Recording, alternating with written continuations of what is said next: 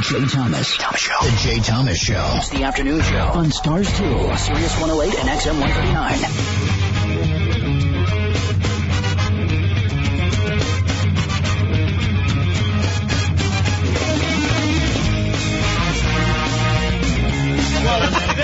I want this to be my theme song from now on. All right. Ooh, I like it. This has the jaunty feel of the Jay Thomas Show. There you go. Hey, by the way, what a wild day we have. We have two of America's great humorists in the room. Ooh. Not only is Kevin Meaney here today, the great Shuli is here today also. And, Kevin, it's wonderful to have you. I thought we just, switch things up. We're mixing and matching. And well, let me just say one thing. If Shuli doesn't shape up, I'm out of here. Let me tell you something. Because I'm not going to put up with your attitude. Let me tell you something, Meanie. If right. you think you're going to muscle in on the day where I'm going to interview 89-year-old Wing Walker, you're out of your mind. You know what, Shuli? No, I just don't like the way his attitude. It was horrible when I came in here. When I'm putting together the shows, when I know you're going to be here, I go, what will Shuli think is totally nuts? I scoured the world. This guy is 89 years old, and he gets in an airplane, and he gets on top of the wing, and he stands on the wing, and they fly across the English Channel. Mm-hmm. For 45 minutes, he's on the wings of the plane. Yes, he is. Yes, he is. And I always have these guests on. Now, he does it to raise awareness. I thought of insanity, but breast cancer. It's breast cancer. But is he bare-chested? Is he exposing his breasts in the wind? Don't eat during the show. I'm not eating. I'm not eating. How dare you say I was eating? You're so good at that. I'm trying to get other people to maybe, become interested in me, and I need to be portraying a very professional sound. Very professional. Well, I was putting a tape together that you were on recently, and oh, really? I couldn't even edit you out. You were just, you and both of you, all of you. You always say something so disgusting. Yeah. Excuse me. Now, wait a minute. I'm sorry. And I have a little gaze. You know what? I wish so Richard. I wish Richard Kind was on the show today. I'm here to sex today. I'm here to sex. You know Richard Kind, the actor? I wish he was here because one of our guests, Richard Kind, he's not gay. It specializes in male breast reduction. I only wish Richard Kind, man tits, people with man tits were on. Let's go to Richard. I have big areolas. You do? Yeah. What are they called? Oh, this guy can fix them. I should ask you. Yeah, that's Christina. Yeah, I have areolas. Areolas. I have larger areolas than my boyfriend. His are small and they're always erect, and mine are like flat, but they're just so sensitive. Sounds like a party over there. So is my now when this young Joe Buck, you should put that on your tape. Yeah. You know, the tape that you're selling the show. Kevin Meaney can talk about his homo feelings. Yeah. I know. His buttocks. Hi, honey. I'm homo. Every time I talk to someone, they go, "Now, Jay, what are your politics?" And I go, "Well, I'm kind of conservative, kind of conservative." Please, you're really, the we biggest hear gay out there. We hear that you watched a football game at a gay bar the other day. By the way, one of the best bars I go to, and no one bothers me. I said this the other day, and it gets all of these emails. It's on Bourbon Street, and it's a wide open place, and it's a gay bar. And I went there before it was a gay bar, so now it became a gay bar, but it's got the same, atmosphere, except there's no women there. But I always go in with 2 or 3 people and make sure there are women with us. Kevin? You'll have your chaps on. But there's a rumor in town now because of that in New Orleans. It's a very large city, I might add, that I may, in fact, bat for the other team. Can you believe that? I just heard that the other night. I may bat for the other team. Well, I know a lot of people in New Orleans now, so I've actually been spreading that rumor. That might... your boyfriend was in town, and then the rumor started. Richard of New York, 888-410-2-102. Shuli is here, and also Kevin Meaney. And Christina has been added to the staff also. She is a graduate from East Stroudsburg State University. Oh, my in Pennsylvania. God, really? I'm going to be in Scranton. Oh, that's close. Bragger. Up 81. Yeah, right off the 81. I love it up there. I'm doing wisecrackers. Shout out to February. Scranton. Let's go to Richard of New York. Richard, I may not get a word in edgewise. This may be the last time I say anything. Go ahead, Richard. Richard, hello. Hey, Jay, how are you? I'm Hey, fine. you got that glitch going again when I'm on hold. I only hear you talking. Who gives a shit what you hear on hold? All right. It was a one-sided You know what? conversation. I'm sick of people commenting on what they hear and the whole thing. When it's on the air is all I care about. If you're on hold, I only care that you hear me. Jay, I am the biggest Jesus. Kevin Meaney fan in the world. He makes me laugh so much. Well, let me take, can I be the main host right now, Jay? Yeah, go ahead. Hi, Richard. How are you? Thanks for calling. Let me take my pants off. Did you hear the voice drop, Shuley? Sure. Voice drop? The voice did Hi, not Richard. drop. Oh, yes, How it dare did. you? If a woman calls up Shuley and I'm a big fan of Shuley. Well, hey, how are you? How you doing, How you doing? Yeah, how you been, baby? Thanks for listening. Go Yeah, ahead, when Richard. Kevin is all yours. When he does that classic stuff of his, like, that's not right. You know, stuff like that, it's so funny. And when Get he the does that sandwich out of your mouth. when he Eating does on that the air like a routine, booty man. when he does that routine about the Chinese buffet, and you go home now. You go that home cracks now. me up. You go home I now. don't think that's him. No, that's me. Oh, it is? You do a routine about a Chinese buffet? No, I do about a routine about a Chinese, it was a pen, and I go, ooh, look at this. It's a pen. Watch. Fat boy, you go home now, fat boy. No. I do. Hello, this is a pen, watch, map. Look at this. Stick up your ass. Nice thing, thermometer. I don't do you go home now. Yes, you do. That's That's drives me John nuts. That's so Panette. funny. That's John It is. Panette. John Panette, the guy we ought to have him in here for the breast I reduction. do digging to China. All right. You know, Yeah, I'm you know what, gonna then? dig to Thanks, China. then. Let me finish. All right. Hey, I'm not I'm that a big of a fan of mine. You're a Kevin phony Meaney fan, I fan. thought. He's a Put Richard- phony fan. Put Richard back on hold. All right, How thanks. dare you ruin my afternoon? All right, now listen. At least you remembered most of the bits, though. Years ago, I met Tanya Harding. I was in a bowling alley in Portland, Oregon. Sounds about and right. I met her. And it was after the debacle, about a year or so after the debacle. And she was already with the tattoos and the can of beer and the cigarettes sitting on some guy's lap in the bowling alley. So she, went right to the white trash thing right away. I don't think she really left it. Well, now, somebody had told me this morning that she lived in Kentucky or whatever. Now, you saw what happened to Nancy Kerrigan's father. Yeah. And did Wasn't you see he today? assaulted by who? Well, no, wait a minute. Who was I'm he? going to tell you. Who was he killed by? Jeff The Galooly. first person that contacted Nancy Kerrigan Jeff Galooly? was Tanya Harding. Sonia Tanya Henning. Harding. It was Sonia She Henning. sent- You remember her? That She was sent her. Oh, no, she was a sent her skater. condolences That was her today. movies.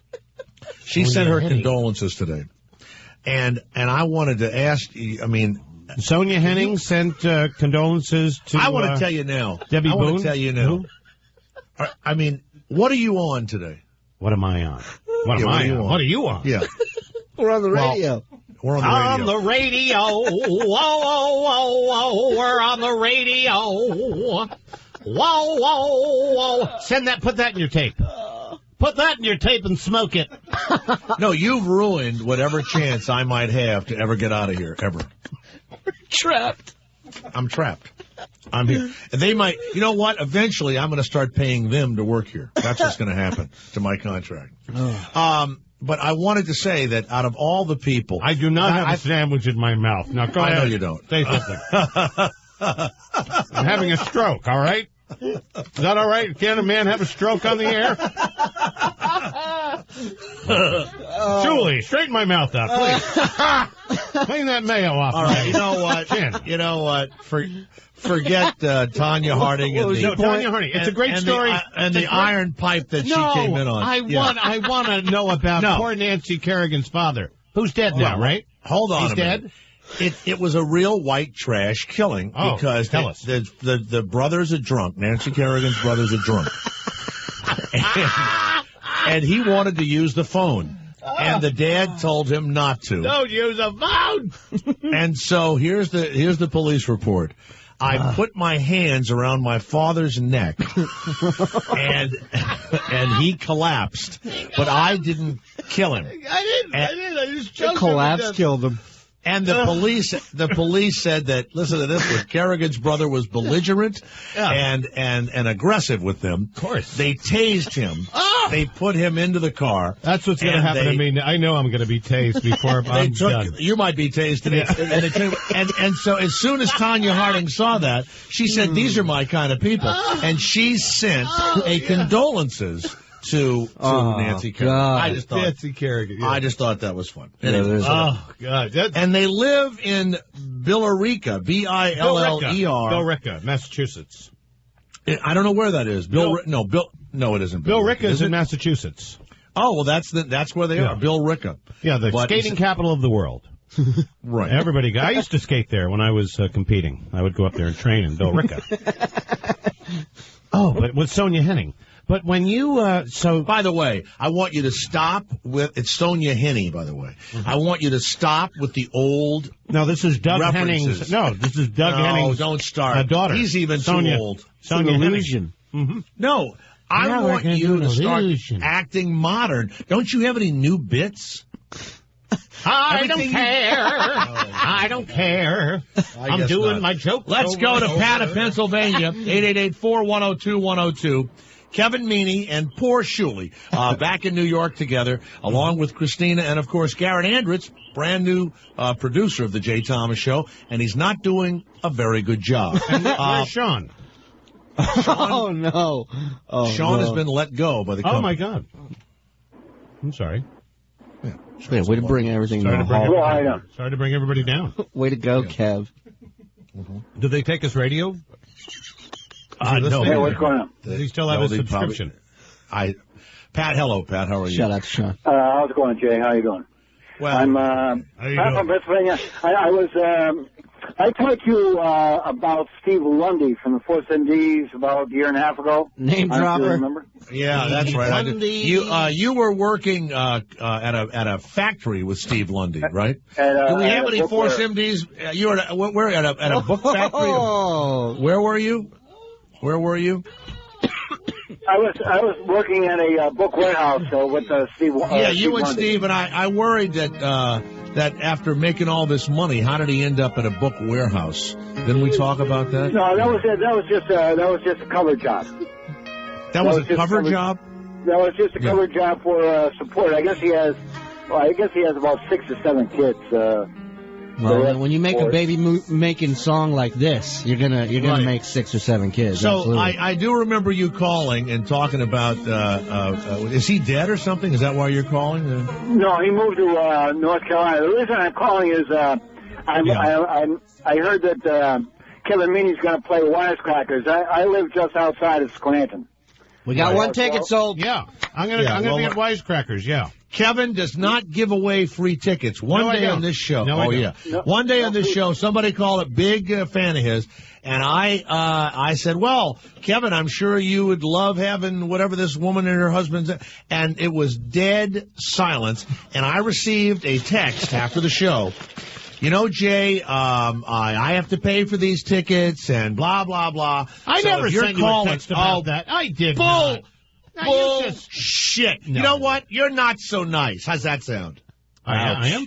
Listen. He is very, very nice. Wait a second.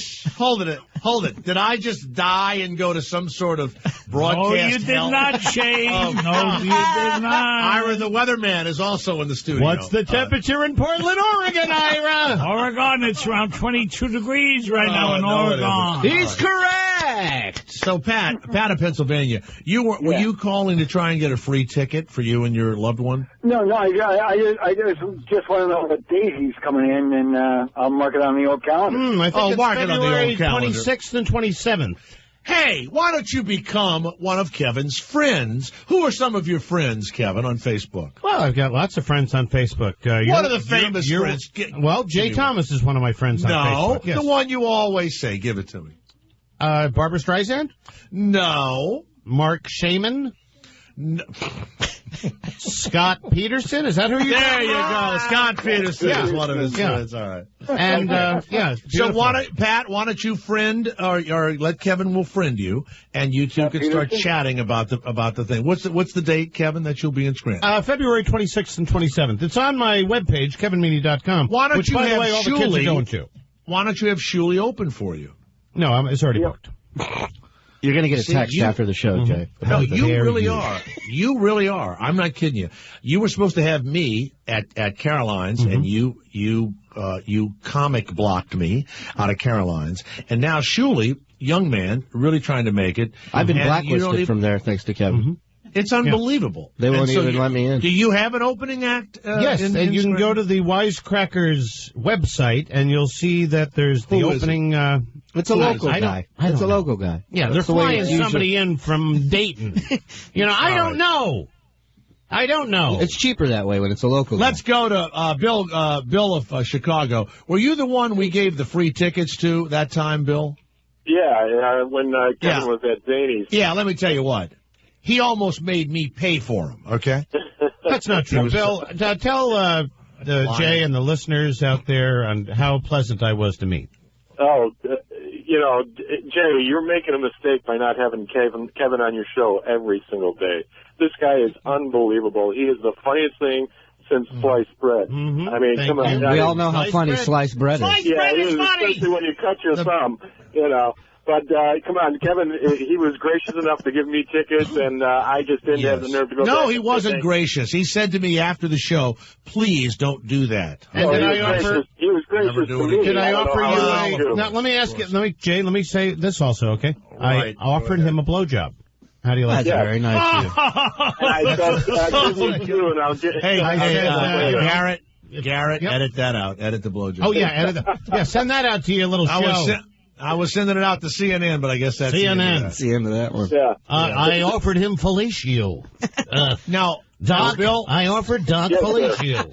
Did he use the same material you've seen for 20 years? Is that what he did? No, actually, he did a lot of new stuff, and it was hysterical. Yes. Why don't you use it here? Why don't you ever use any of the new stuff here? Huh? If you knew Susie like I knew Susie, well, he does that, but he did a thing with Frank Sinatra that was unbelievably funny. Yeah, thank you very much. much. That's something ripped right out of today's newspaper. It sure is. And everything the guy says is he was born to be funny. That's all there is to it. All right. Okay. Well, I'm going to go out and do my Lady Gaga. Lady Gaga, goo-goo. All right. Bill, I'm glad you had a good time. Gaga, goo-goo. Yeah, more Kevin Meany. Kevin Meany. Yeah, I agree. All right. 100% more. All right, we got it, asshole. Jesus. Wow, Christ. dick. Well, maybe somebody will call in and tell us about their experiencing Shuley on stage. Hold on, I'll be right back. Okay. I'm going to run to the other room. Well, I was here. You're going to go call? You're gonna yeah, I'm going to go Ira, call. the weatherman, I'm out here in New Orleans. Yes, what's the weather going to be in the Great South? It's going to be around 86 degrees in New Orleans. Yeah, I want to tell you, Ira, you used to be kind of good at the weather, but you're like way off. Maybe you ought to read the paper. It is 86 degrees in some parts of the South. It's going to be 86 degrees. Yes. At the Super Bowl. Yes. Oh. Well, yeah, in Miami. You don't even listen. You're just angry about what's happened to you. The guy's making sense. Yeah. In just a few moments, we're going to call England. Tom Lackey. Chip, carry on. Tickety-boo, Bob's your uncle. Oh, I need to put something up my bum. Oh, I need a caning. Hello, how are you? You go to Just Giving. Has an ass mentioned. JustGiving.com/wing walking. He's a wing walker. Wing walker. Now, and Shuley, you would never have had the honor of being. I've been that high, but I haven't walked on wings. But my image of Kevin is, since he's announced and come out of the closet, it's as if you didn't have a penis all of your life, and one morning in your 40s or 50s, you wake up and there's a penis in between your legs, and you talk about it constantly. What do you mean? Kevin, when do you think you're going to get about my penis? No, you talk about being gay all the time. You've got to stop. That doesn't mean that I'm talking about my penis. No. I was using a simile. I was a metaphor. Simile.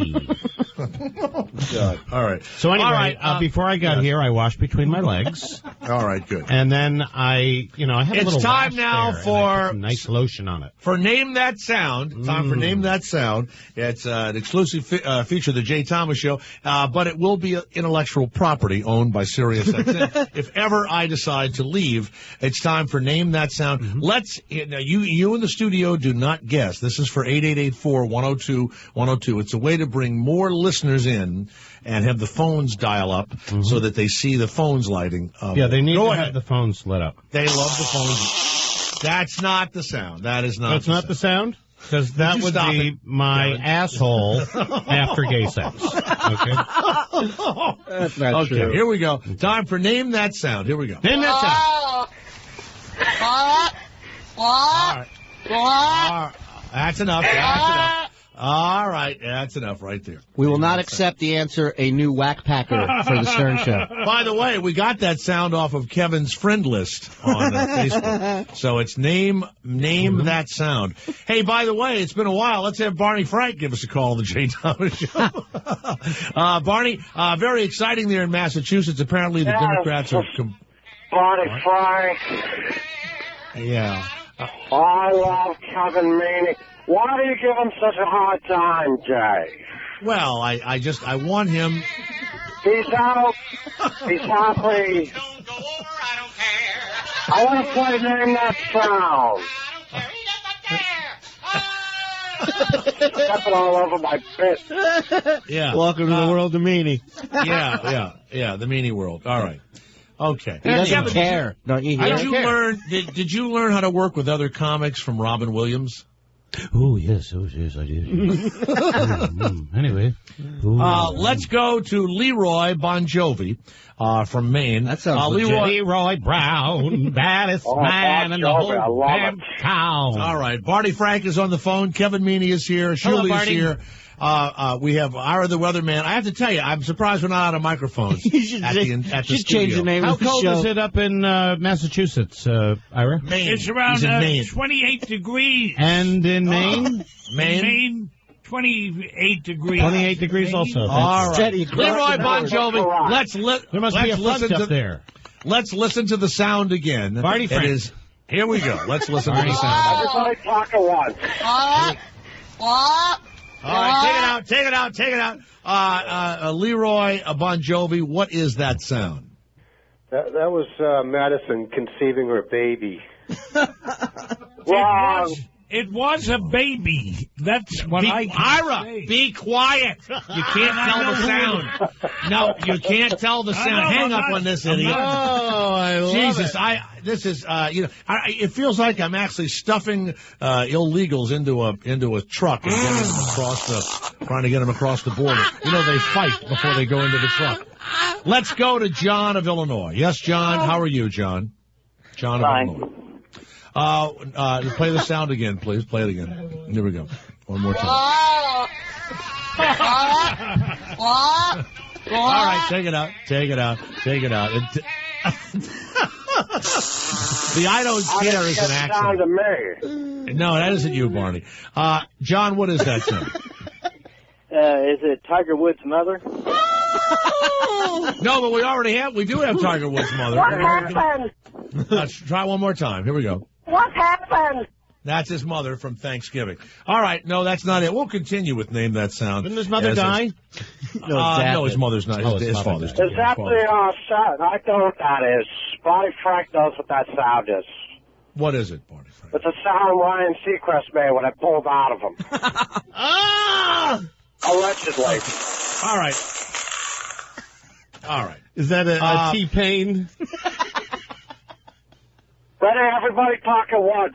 1, 2, 3, go. That's a stupid idea. That's not right. Okay. All right, hold on. We'll have one more guess, and then we'll move on, and then we'll have the 89-year-old wing walker in a few moments. Let's go. No, a wing walker. All right, that's enough of Barney Frank. All right. See you later. Goodbye, Barney.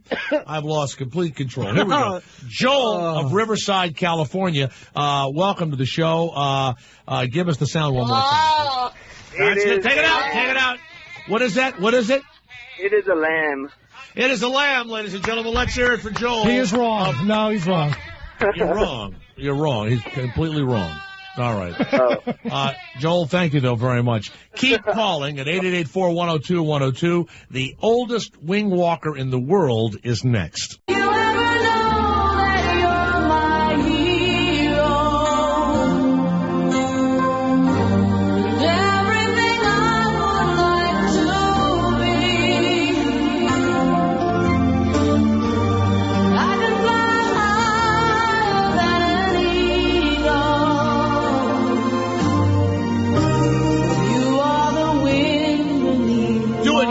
I can do in this new year to make the Jay Thomas Show even more exciting and fresh sounding, unprecedented show with Kevin Meaney and Shuley in the studio along with Ira the Weatherman. And before, by the way, we told you that Garrett, we're very excited, by the way. Garrett has been elevated to producer. Oh, and, lots of luck to him, Jay. Yes, Jay, very good Garrett luck. is going to do a tremendous, beautiful, beautiful job.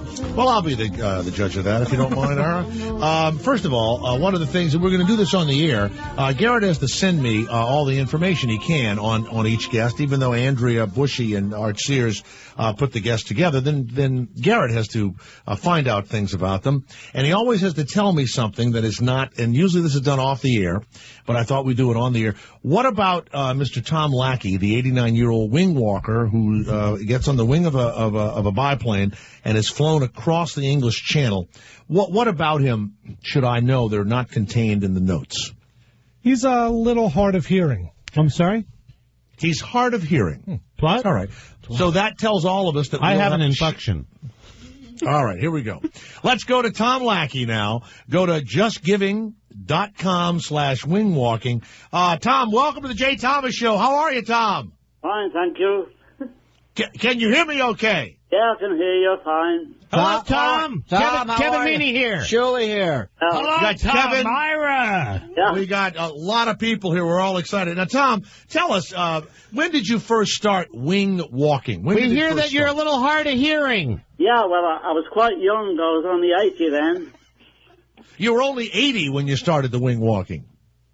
You were only 80 when you started the wing walking? Yeah, well, I wanted something to do then. 80 years old and you got out on the wing? Yeah. Now, Tom. Yeah. When you're 80 years old, I just can't imagine that for some, I don't know if it's a death wish or whatever. What would make you at 80 decide to fly up in an airplane, then get on a wing and risk your life, Tom? Well, I always wanted to fly, and my wife died very, very suddenly, and she objected. Walking on the wing? Yeah. Wow. She didn't like the idea of me flying at all because I thought it was too dangerous, and I wanted to prove to her that I could do it. So Well, wait a minute. When you say you wanted to prove to her, how long after the funeral did you wait before you went wing walking? Yeah. I say, how long, Tom, after you buried your devoted wife, did you start wing walking? 5 months. 5 months. 5 months. Now, did some of your friends say, Tom, it's a little too soon to start doing something like this? No. I don't. I wanted to do it right away to ease the bereavement, I suppose. Do you get an erection while you're on the wing? That's what I heard. I started doing wing walking. I started to do, first of all, aerobatics. But when you're on the wing, do you get an erection in the wind? No. No? Tickle your ass with a feather? Tom, wait a second. What's the weather where you are? No, wait. The weatherman wants to know what the weather is. What part of England are you in, Tom? Solihull, Warwickshire, near Sampson-on-Avon, where Shakespeare used to live. I see. It's one of those towns with a lot of names. I only heard Solihull. I heard Solid Hole. I heard Solid Hole. That's what I heard. That was a great show. I would love to go to Solid Hole. Tom, what's the weather like there for Ira the Weatherman? In my world, there's not many solid holes. All right, man, hold on. They're just a little mushy. Tom, by the way, if you just tuned in, Tom Lackey from England is a wing walker, and he walked across on the wing across the English Channel. He walked across the English Channel on a wing. No, this July, and it was all to raise awareness of breast cancer, and it was also to show his wife that he could do it. Yeah. So what's the weather like where you are in England now, Tom? Cold, wet. Is it damp? Is it snowing? Yeah. No, not yet. All right. What's the dampness? Now, Tom, do you think your wife, what was her name, please? What was your wife's name? Isabel. Do you think she knows in the great beyond now that you walked on the wing? Have you gotten a message from her somehow? Have you gotten a sign? She'd kill me. She wants to kill you? If she would come back from the dead and she would kill you if she could. I think she would. But I think she'd be proud. She would haunt you. I bet she would kill you if you had an erection while you were on there. I wouldn't want to know that. Okay. Now, did you fight in one of the world wars? Were you a pilot? No, you weren't a pilot, apparently, because you say you hadn't flown. Were you a paratrooper? Commando.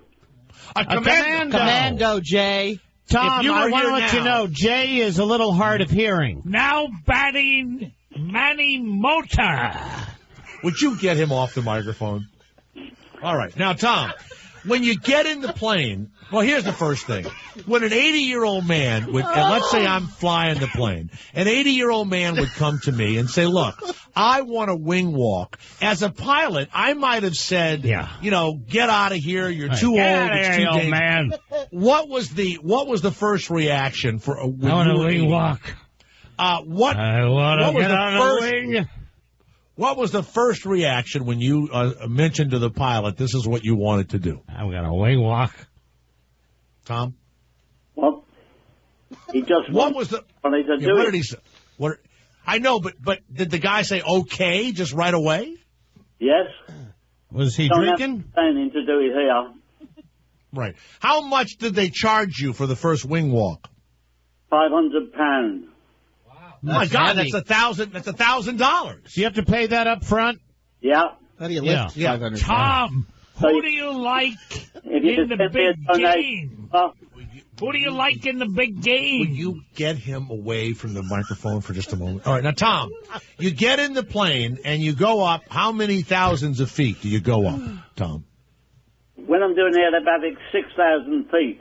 Six? Okay. Been walking with Six. I'm sorry. I thought you said six.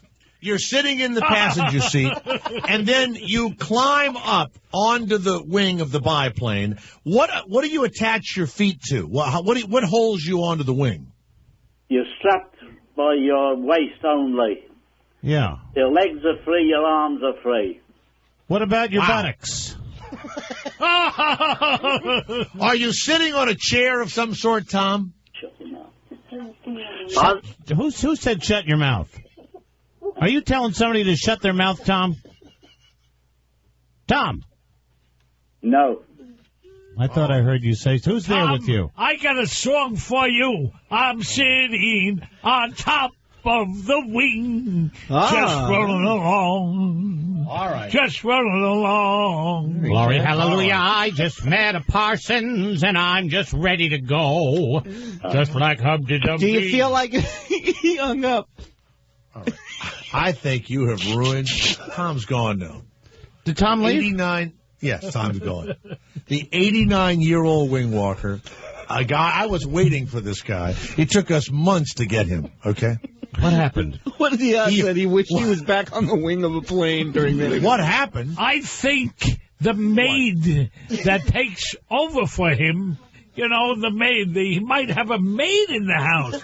So the maid said to him, hang up the phone. Columbo. You think a maid came in and he said to shut your mouth? The maid came in. We better call him back. Can we call him back? Would you call Tom back, please, and tell him that a homosexual took over the studio? I did not take over the... Oh, yeah, you did. Homo raid. You know what? Is that your deal now, insulting the elderly? Is that your thing now? I do shows for the senior citizens. Well, really? Well, Did any of them just pull their cord out of their oxygen tank? Out of Just their pull asses. Yeah. Yeah. Good God. I actually had a woman, she defecated herself watching me. Watching you. Yeah. Tell them I want to apologize to him. I don't. You don't come on the Jay Thomas show to be insulted by a brand new homosexual. Yeah. Well, I'll stay out of it. Fresh out of the package. Abraham of Arizona. What did you think of the interview with the oldest wing walker in the world, Abraham? Yes. Nah, man, he's too old. Can't hear anything. Crazy. Christina said that he does not want to come back on. He says the language. Well, Christina, get to a microphone. Get to a microphone. Christina, please, grab that mic. He wants you to go on. He doesn't like the language being used on the air, and also the woman that answered the phone wants to know which one of you are drunk. That's right. That's exactly right. It sounds like we some are not show. drunk. If anybody's drunk, it's probably Jay. Call back and say that we... Hold on a second, Abraham. Call back and say that a drunken homosexual came into the studio unannounced and insulted allegedly and insulted him, and You've we want never to seen apologize. me with a penis in my mouth. Would you? Or Would with you an please alcohol do with that? the drink in my Abraham, ass. yes, Abraham, go ahead. Go ahead. No, I want to ask Shuli a question. Is you there? Yeah. Yeah. Hey, Shuli. Yes. Hey, what's the deal, man? Heard you getting fat. Is that true? Yeah, well, I guess so, buddy. I'm huge. I'm ballooning up there. I'm 180 pounds. Hey, all right, Abraham. You know what? Yeah. I don't care about Shuli's weight. Okay. I don't give a shit what you think of his weight. Something you heard this morning on the Howard Stern show that they were making fun of me about doing the ghost stories thing. I have no interest in even promoting that right now. I'm so insulted. No, okay. I love that show, man. You know what? No. The day I'm having, you're out. You're out. Oh, Abraham, go By to the way, KevinMeaney.com. I'll be your friend on Facebook. Shuli. Yeah. What, is Tom back? Yes. All right, hold on a minute. Now, you be quiet. Okay. You be quiet. All right. Tom, it's Jay Thomas again. Let me apologize.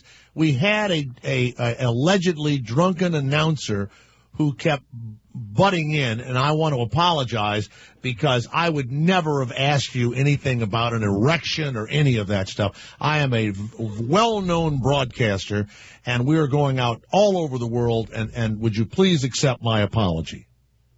Huh? Tom? Hello? Yes. Tom, I want you to accept my apology. We did have an errant announcer rush into the room who is incredibly jealous of me, and he tried to ruin the interview. He has been subdued and has been asked to leave the studio. All right, Tom? Yeah, thank you. My pleasure. It will not happen again. We have Shuli, who is a lieutenant in the Israeli Air Force. Hello, Tom. How are you? I'm fine, thank you. Shalom. Yeah. All right. Hello? Now, hello. Hello. Now, Tom, my Hello? question... hello, Tom. My Hello? question... Hello. Hello, Tom. Hello, Tom. Hello? Hello, Hello. Tom. Hello? Hello. Oh, well, we lost Tom again. All right, I tell you what, we're going to retool this show Call him and back. come right back, all right? No, you got to call him back. Leave him alone. Four idiots. Call him back. Stop in action. The afternoon drive show on Stars 2. Jay Thomas on Sirius 108 I and say we XM call him back. 139. Stars 2.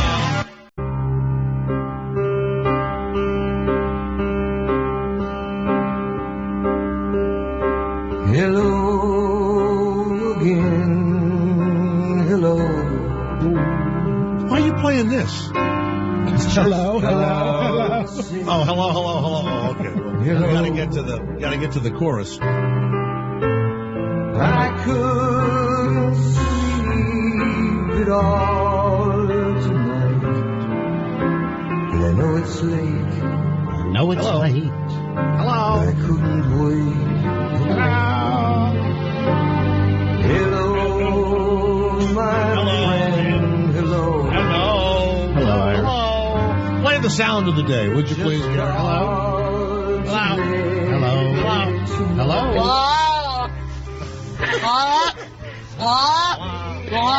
Sounds like the old guy we just interviewed. That's the sound of the day. Okay, somebody was very close earlier. We'll continue with that in a few moments. Kevin Meaney Shuli is there. Ira the weatherman. Christina is, by the way, every time I say your name, please say hello. Kevin Meaney. Hello. Shuli. Hello.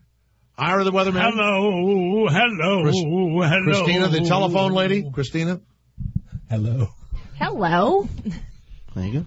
Oh, you're right in there with us. And, of course, Garrett Andritz. Hello. There you go. Let's go to Mark of Iowa. Mark, the Jay Thomas Show. How are you, Mark? Hello. I'm doing great. How are you, gentlemen? Hello. Hello. We're fine. Go ahead. Yes. Good. Hey, what's the deal? How come they're referencing the Super Bowl as being in South Florida as opposed to Miami?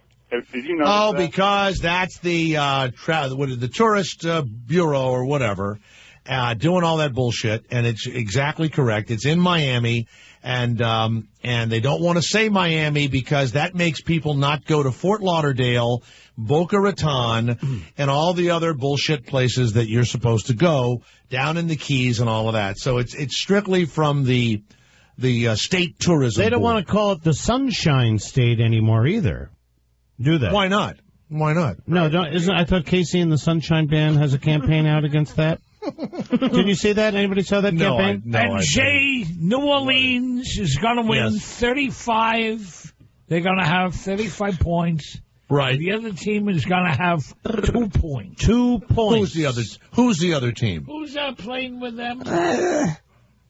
Ira. The Colts? The Colts are going to have 2 points. Yeah. I see. Now here's the teleprompter went down. Barack Obama said today that he's pulling for the Saints. Now the president's not supposed to do that. Yes, he is. What's wrong with that?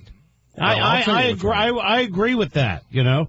And first of all, Indianapolis is a KKK state. You know, Indiana. Indiana's a KKK state in your estimation? Yes. Well, it is. Now, why do you say something like that? There's more people in the KKK in Indiana than any other state in the Union. They don't have a Walmart. So why would a black man that's the president support the KKK? So you think he's allegedly doing it? Now, is he pulling for New Orleans because we're a chocolate city? Is that why he's doing it? That's right, yeah. So it's a black thing. Yeah. And what George Bush, white too. thing. Yeah, it's a black-white thing. Right. Absolutely. Yeah.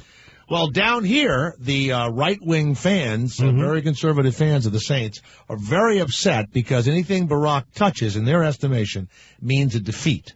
So I work here at you my mean church. Somebody's feet? No, defeat. Oh, I thought you were talking about defeat. Well, whose feet are you talking about? Now, Mark in Iowa, why would you care what they're calling it, South Florida? Who cares? Why would you care? Well, we have nothing else to worry about in Iowa, for one thing. And I think it's always something with the Super Bowl. I mean, can I even say Super Bowl? No, you can't. On the radio? No, and now now you mention the can Oscars say either. Super Bowl, but you're right. There are the game in there are certain people somewhere in Florida. That's right. There are certain people that cannot use the term Super Bowl when talking. Yeah, now we have a big affiliation with the NFL, so I'm certainly not going to say anything about them. But they have a stranglehold on the whole deal, and they're going to keep it that way. So they have a don't ask, don't tell policy also in football, the NFL. Really? How many? I believe who the gay quarterbacks are. I know for a fact that there are more gays on the Cowboys that play AFC than NFC. Really? Oh, yeah. What do you think that's about? Oh, yeah. AFC is gay. Gay. Wait a minute. You mean the anal football conference? Yeah. The AFC? The AFC is gay. I never heard that theory. Okay, I just made it up. But, All right, Mark of Iowa, thank you. If you're just sitting at home and there's no one to talk to. Sitting at home? The Jay Thomas Show is available to you. Can you put on Sitting on the Toilet? Have you seen that on YouTube? 102, Sitting on the Toilet? No. Oh, Jay, you've got to see is there this. sound? Yes. Oh, it's the best sound. You will not. Have you seen this, Shuli? I have not. No. You have not seen. What about you? By the way, never sitting on the toilet. Never. Put it up. We blew a guy off a few minutes Sitting ago. on the toilet. Sitting on the toilet. Sitting on the toilet. Sit. Oh, that's the remix. That's the remix. That's not the original. Sitting on the toilet. I think you guys get the idea. No. Yeah, we get it. And then at the end she goes, in flush. Now look, let's go to Robert of Indianapolis because something has just been said awful about Indiana by Kevin Meaney. I do not. By the way, things said by Kevin. Hold on one second. Things said by Kevin Meaney. What is that disclaimer, Shuli? Things said by Kevin Meaney are usually gay. No, things said by Kevin Meaney have absolutely nothing to do with the management, the ideas, the opinions of the staff and management of SiriusXM and or the Jay Thomas Show. They are strictly his opinions and ideas, and if you want to go after somebody, I will gladly give you his home address. Memorize now, that Robert shit. of Indianapolis, even though I worked for the Devils Incarnate at a company called Emmis Broadcasting, I do not think that you are a KKK state. Robert, go ahead. Robert of Indianapolis. Well, that's good, because I'm going to sue Kevin Meaney. I'm going to sue him. Well, make sure you sue Kevin worse. Meaney. Oh, my God, I'm not worth anything. So what? I'll testify against you. I heard it. I heard every word of it. Oh, my God. I heard every word of it. The people versus Mimi? It's okay. He can say whatever he wants. It's free speech. I don't care what he says. Thank you. Right. Thank you so much for respecting So, Robert, my rights. what can we do for you? Congratulations, by the way, even though I'm a Saints fan. You have a great team, and I really do think that I love we'll be lucky. I like the uniforms better with Indianapolis. Really, I like the blue and the white. The sky blue. You like I do like that. Because the Saints look so scary. Good luck to both of us, Good luck to both of us. Well, thank you so much. Thank you. Now, Robert, have you ever heard that there's a lot of KKK in Indiana? Have you ever heard that? It makes sense to me, but... Oh, yeah. I mean, I live in Indianapolis, and I had a really good black friend. For a long time, they didn't want to go in the Greenwood in Indiana for a long time. And why is that? Can you blame him? I don't know. I don't know the reason. No, I had black friends. Maybe because the KKK were there waiting for him. Well, I don't care for Indianapolis that much, but I just called because this is the most fucked up, chaotic show, but I love it. And the show is hilarious. Well, I'm you sure in the butt. The management sexy. It's a cool That's a T-shirt. You know what? Edit that out and let's run it as a promo. Jay, that show, The View, makes me nuts. Now, where did that come from, Ira? Where did that come from? That was a question for Tom, about 30 minutes ago. That was a question for Tom. Can I say something, Jay? Yes, go ahead, Robert of Indianapolis. If the Colts win, I have to have an Ira the T-shirt. Ira the Weatherman T-shirt. Oh, the Colts are going to win. Yeah. The Colts are probably going to win the game. Some fan you are, Jay.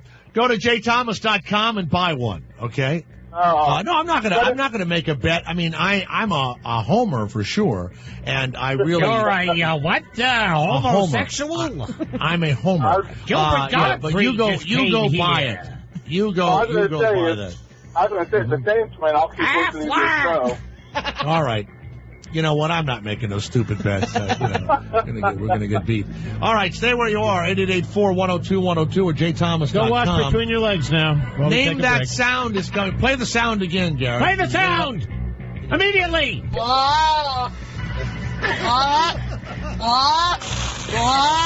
No, it's not one of Jerry's kids. Oh, that's not right. But accurate. Oh, why did you have to bring up...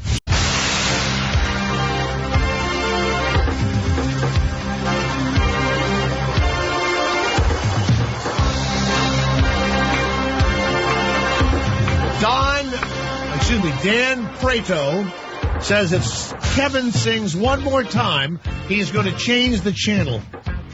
All right? Sounds like a challenge to me. Oh, yeah. What's that song I want to say? I've been singing it all day. Kevin Meaney is here. Shuli's in the studio. Ira the Weatherman's here. They're all on the Jay Thomas Show. 888-4-102-102. I got a feeling. Let's go to Alfred of New Mexico. I'm a girl. Yes, Alfred. What is the sound of the day? Alfred of New Mexico. Yes, sir. It is the bird off of the Up movie. The bird from the Up movie. No, we would not be able to get that or use it. Nice try, Actually, Stoner. We had an answer that was so close. And Garrett, I'm realizing now, is a very severe individual because I would have given it to that other person. But it was close. It wasn't exact. No freebies when Garrett's running the show. Because we would just do another sound if we have a winner. Yeah. And what do you win, by the way? Well, if you're going to... Kevin, where are you performing next? I'm going to be in Rochester, New York, and Webster, New York this week, up near Rochester. I wonder what Thursday, Friday, and Saturday. Here's Kevin Meaney. What's the weather like up there? I will buy you a ticket if you're going to be in that area to see Kevin Meaney. Okay? 30 degrees in Rochester. And it's going He doesn't do that. snow. Thank you. Okay. Let's go to Ron of Chicago. Yes, Ron, the Jay Thomas Show. Name that sound. Hey, Jay. Mm-hmm. Julie, Kev, Ira. Hey, Ron. Hey, Ron. All right, don't start, Ron. Ron, by the way, no, don't say hello. Hold it. Ron. Hello, Chicago. The wonderful When you town. call the Jay Thomas Show, do not say anything to the group, okay? It causes a kind of a wave kind of a thing to happen. Hi, Kevin. And I'm just getting them. You know what this is like? Trying to put your kids to sleep. I'm just getting them down. Hello. Let's not get them excited. Hello. Good night, John Boy. All right. Play the sound, please. Good night, retarded one. Here we go. Here's the It's not one of Jerry's kids. Ron of Chicago, what is that sound? That is Tiger Woods with a 3-iron in his ass laying in the driveway. Ooh. Ron, do your friends think you're funny? Because we don't. No, but, I've been on hold for a long time. I've been trying to think of something to say. Well, why didn't you just have a... wife If you don't have a guess, then don't call in, okay? I brought home Joanne, and I was married to Joanne. Christ, don't call in if you don't have a guess. Joanne and a Joanne. You know what? That's just what I need. I got these 3 or 4 assholes screaming and yelling, and I need an untalented idiot from Chicago who goes, "Oh, I have nothing to say. I just thought I was..." Don't, unless you have something to add to an otherwise completely messed up show. Don't call here. Chicago. Don't say hello to anybody. I just told you not to do that. All right, let's put some mics down in Times Square. We can get more people here. Let's go to Mike of Vancouver. Mike, the Jay Thomas Show. Go ahead, Mike. Hey, how's everybody doing? Shut up, Mike. Hello. Hey, how's everybody doing? How you guys doing? I'm a big fan. All right. Mike, name that. Long time, first time. What's going on? I'm a big listener. Name that sound. I'm choking on some cum. Just wait. Kevin just ran out of the studio. Oh, I love it. Can I hear that? Can you go through the guesses for me?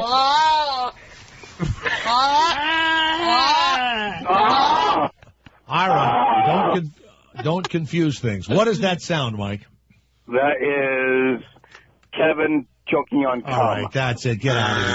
Get out. A man doesn't choke. That's it. What was listening to the It's show? like, no, you know what? Don't It's like be some sort of choking on junior high cum. got out, and they gave him On the my radio. number. Let's go to Murph. I don't want that of as my Lancaster, soundbite. Pennsylvania. Yes, Murph, go ahead. Murph. Hey, is Kevin there? I want to know what his favorite Neil Diamond song is. Light up my life again. No, I don't know. I love Neil Diamond, so I don't know. Name a couple of songs. Oh, Turn on Your Heart Light. Turn on your heart, Cherry Cherry. burn. Cherry Cherry's my favorite. Cherry Cherry. I thought you'd like Love on the Rocks. Love on the Rocks. Sweet Caroline. You know, I have to tell you. Sweet Caroline. I liked a couple of the new, in the beginning, the quick, but then he's just such a sap. And then I was stunned. Did you ever see the movie where he plays the rabbi's son? The jazz with singer. Lawrence Oh my God, what a piece of crap. You know, that was supposed to be Elvis's role? You knew that. No, it wasn't. Yes, it was. He would have played a Jewish guy, a rabbi's son. Elvis was supposed to do that role. Mazel tov, baby. Yeah, with Barbara Shuli, Streisand. can you do Elvis doing that Baruch Atoy? Baruch atah Adonai Eloheinu melech haolam hamotzi halechem. Asher. Oh, man. Jay, All right. Neil What is it? Diamond is a hack. All right. Let's go to John of Ohio. John, the Jay Thomas Show. Yeah, we're playing Guess That Sound. Name that sound. Go ahead, John. Yes, sir. Hey, Jay, how you doing? How are the assholes doing today? Good. Hey, we're all how fine. you doing? My asshole's fine. Me too. I want to make a guess on that sound. I say it's Kevin Meaney deep-throating Ira the Weatherman. No, you know what? You know what I'm going to do What now? if my mother's listening? Hold it one second. Hold it. Once you open this door to these idiots that listen, you can't close it. And so you've opened it. So another thing has happened. We're an hour and like 20 minutes, 10 minutes into the show. Now the show is ruined and my contest is ruined. My contest is ruined. All right. Completely friggin' ruined. I don't know who to go to. I don't know what call to choose that I'm not going to hear some homophobic, Okay. Play the sound Listen, again. it might be a good caller. I so will go ahead. not accept any. Let's go to CJ. Turn him out. CJ of Colorado, the Jay Thomas Show. What is that sound? God, I hope you have it. I think it's a dog high on medicinal marijuana. Oh, I think this guy. Can I take a guess? I think he's an American Indian. Are you American Indian? I am not. Native American, not All American right, Indian. Native American. CJ, How are you? How are you? By the way, does the CJ stand for Chief Johnson? Oh, he's funny. I know what to do. Okay, thank you, CJ. You're very nice. CJ. Let's go all the way out to Oregon, the Oregon Territory. The Oregon Bruce. Trail. Bruce, what is that crazy sound we've been playing? I would have to guess maybe a llama. Oh, very close. Very good. See? That's what I like. That's a good guess, but there we go. That's not the same. All right. Let's go to Dom of Philadelphia. Yes, Dom, go ahead. How you doing, Dom? It's Tom, but it's okay. Hello, Dom. Hello, I'm Tom. doing well. How you doing? Hello, Lon. Hey, Hello, Llama. Tom. Is it a goat? What? It is a goat. There you go. Thank God. Yeah. That was a goat? Wonderful. It was a Now, goat. Tom, you live a long way from Rochester, New York. Would you have any? What night are you going to be there? What time are you going to come? When are you going to come up? No, I'm asking. What time are you going to be on this Saturday night? Well, I have a show Thursday and Friday and Saturday. Any chance of you getting to Rochester, New York, Tom? If I get you and your loved one a couple of tickets to Kevin's show? No, I don't think so. Oh, great. No. Now, where does All he, right, tell where you does he what. live? He lives in Philadelphia. Philadelphia. Hey, Tom, let me ask you Too far this. away. Do you ever Too go far. to the new Sands Hotel? No, I don't. Never been there. You ever go to Atlantic City? Well, Tom, I tell you what. Tom from Philadelphia. Can you I'm give gonna me a send ride? you something I know you want. A New Orleans Saints championship NFC T-shirt. All right. That'll work. Yeah. There you go. Get his name and address, and I'm going to handle that right off the bat, all right? Jay. You'll get that right from my little thing there. All right, Tom of Philadelphia. Let's hear the goat again. Let's hear it one more time. Here we go.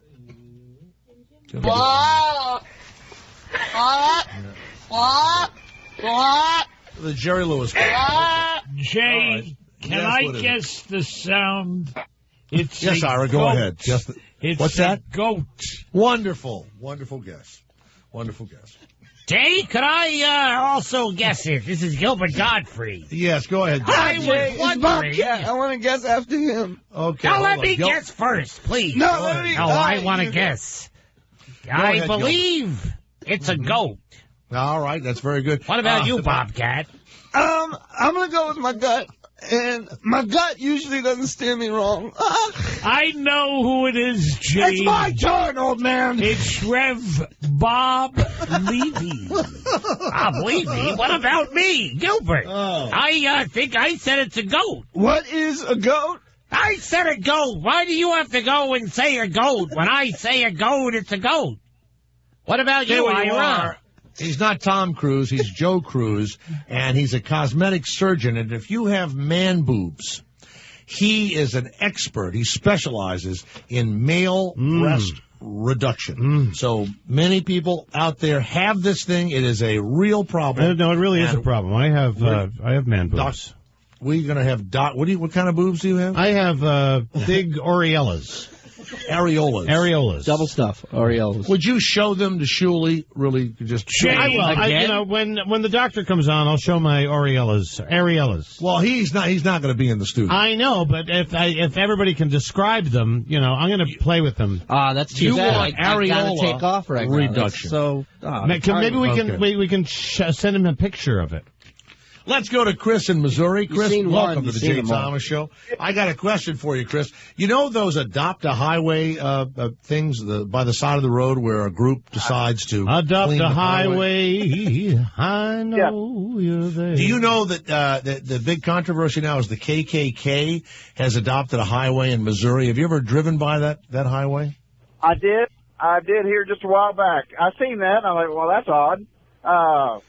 But very clean highway, though, isn't it? Did you see any neo-Nazis cleaning up the road?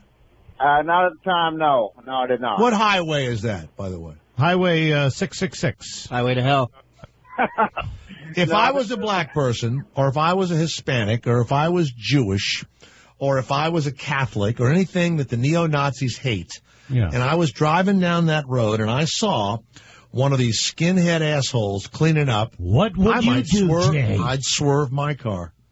I would swerve my truck. You're like the bad seed. I would swerve and just, if there's no one around. Oh, Mother, can I give you a basket of hugs and kisses? Oh, I love you, Mother. Okay. Now, do you think people are going to want to join up because they think now that these neo-Nazis are a bunch of great guys and gals? Yeah. See, I used to work at a prison, and we had a bunch of skinheads in there. Boy, they turned out, everybody found God right there in prison, and that was a big deal. So, yeah. I'm sure. Can I ask you a question about the prison for a second? Jay, can I say something? Go ahead, Ira, 1 second, Ira. No. 1 second. Go ahead. Okay. Go ahead. In prison, did you see a lot of gay things happen in prison? Yes. Yeah, tell me about that. Now, wait a minute now. I know some guys that went to prison, and they say that the whole gay thing is just it's more of a myth. I mean, there is those some are of guys that. who got fucked in the ass. No, they aren't. What about? I always wanted to go to prison before I came out. No, you did. I did. I wanted to go to prison since I was a child. Like a Club Med thing. Yeah, I was like, maybe if I'm in prison, everything will be okay. I'll be there with all. Chris, did you have anybody that ever was a latent homosexual? They wanted to be arrested so they could be thrown into prison. I wanted to be in prison when I was younger. I wanted to be a young prison mate, So, when Chris, like you're the 14 or expert. 15, I wanted to go to prison. Was there a lot of gay nonsense going on in the prison? Oh, yeah. Yes, there was. Yes, there was. Now, what do you guys do? Do you spray a hose on them like two dogs? Oh, do you hit them with a billy club? What do you do to separate? You yell like they're No! Bad. Just bad penis. Dirty. Bad rapist. No, you look at you and say, well, now wait till your mom finds out. Oh, you say that to them? Wait till your mom finds out. Being gay behind bars. Why? Comedian Andy Dick, of course, was arrested over the weekend. Oh, yeah, Andy Dick. Yeah. On 2 counts of sexual assault. He groped a male minor. Yeah. Oh, a minor. And a bouncer, supposedly. I thought it was a bouncer. Wait a minute. A young boy and an older guy. Oh. And he was taken to jail, got out, and then went on stage and did his second show. Yeah. It happened in between shows. Kevin, have you ever been arrested in between shows? No. I was arrested at the airport. You have to bring that up again? Thank you. No. Right after 9/11. You ever been taken away in between shows and bailed out? And then I've prayed, back on... I've begged, but no, never. No. I've actually been handcuffed to a parking meter by the Boston police outside my show at Stitches in Boston many years ago. Did you just keep talking while you were attached? And there was a camera on me, and everybody was watching me inside. Why would you grab somebody, first of all, in West Virginia, he grabbed the guy's crotch looking at of 2 males. One's a bouncer at Rum Runners in Huntington. His bail was $60,000 for grabbing these 2 guys. $60,000. The 10% of $60,000 Is what, $6,000? $6,000, yeah. Okay. He put up $6,000, and if he doesn't show up for his court date, now why would you grab a bouncer's crotch? And what was he doing in West Virginia? He must have. That bouncer must have been presenting. Well, maybe the bouncer was frisking Andy, and Andy's like, "I'll frisk you too." No, some guys they present. You know what presenting means in the gay world? Push their package out in your face. Pushing their packages out. Right. They're presenting. Right. So then another gay sees that. Right. And that's when you go and you grab the crotch. Accept. Because gays are looking at crotch. Right. All the time. Right. Glance. Oh, he caught me. Look at this crotch. Oh, Chris, boy. Do you remember seeing anybody present themselves? You remember the guards? Any guards ever presented themselves to the prisoners? Gay. Looking at crotch. I can't understand what you're saying. You're not missing anything. All right. Thank you very much, Chris. Thank you. Also, Gary Coleman is doing time. Gary Coleman doing time. No, he's been released from the Utah jail over the weekend for failing to appear in court. A domestic disturbance. Now, is that with a woman? Because I remember when he was a rap singer. And I wonder how big his penis is. Not big. Tiny. Teeny tiny thing. He doesn't, he's had kidney transplants, and they give him just possum kidneys. That's how small he is. He's got like little tiny testicles. Everything on him is teeny. Well, I don't know if you heard, but when the police arrived, the SWAT team had to break down the dollhouse, and they ran in there and pulled him right out. Jay, what do you think Obama is doing right now? What time is it in Washington? It's 5:15? I think he's having 4:15. Oh, 4:15? Yeah. I think he's probably sitting in his office, the Oval Office right now. Right. And he's probably signing some sort of communist manifesto and preparing for the complete communist Marx Engels Stalinistic takeover of the United States of America. Health reform. Oh, you think health That's reform? all people want. Health reform. It's communistic, Ira. It's communistic, Ira. It's communistic. You don't want everybody to have everything like the communists do. We're a democracy where they're rich people. Jay. Then there are people in the middle who struggle. What do you have to say about that, Ira? You don't know And then there are the shit. poor people. And look, what did you just say, Ira? What was that? You don't know shit. I tend to agree with you, Ira. Very good. The poor people. Where would we be without poor people? Yeah. Well, are you telling me that I'm going to wake up every morning and everybody is the same as me? Yes. I don't want to live in a country like that. Yes. I don't want to live like that. I want to see people who don't have as much as I have. That makes me feel good. Yeah. You know what my mother said the other day? She goes, we have some coats here at the house, and it's cold out. Why don't you go down the street and throw them at the homeless? Oh, that's She goes, that's the way they like it now. It's like you open up your window, you throw the coats at the people that need the coats. Hello? I think Jay's biting through his ISDN line right now. No, I'm listening. I have no joke. I have no joke. No, I figured that out after a couple of lines. Oh, Jay, Neil Diamond is not a great singer. You know how sometimes you're in a long-distance race and you take off too fast? Peter out. Yeah, it's 4:23, and it sounds like the boys are sleepy. They're getting sleepy back in New York, okay? Not me, though. I started off nice and slow. I know how to pace myself for a 3-hour show. Neil Sedaka is Kevin, when you're talking about your mother throwing a coat out of the window. It didn't work. It didn't work at all. Didn't work at all. No, nothing. Go back to the old material. Don't start trying new stuff out here. That's not right. Yeah. Put your big pants on. Sean Diddy Combs, Puff Daddy, whatever. Puff Daddy. His son is Justin Dior Combs. Right. He's 16, and Puff bought him a $360,000 Maybach. You know, one of those. Oh, yeah. Maybach. A Maybach? Yeah. No, your back. He is wrapped it in else. a red bow and parked it outside of his club, the M2 Ultra Lounge in Manhattan, And his son, of course, too young to drink or to drive.